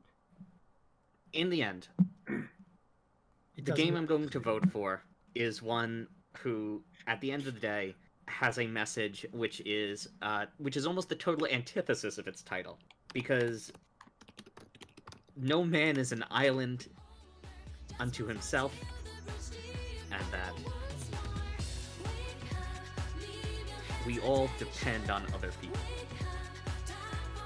For that reason, I am voting for the world and for people. And it would have been hilarious if you voted for World at War. Yeah, it would have been.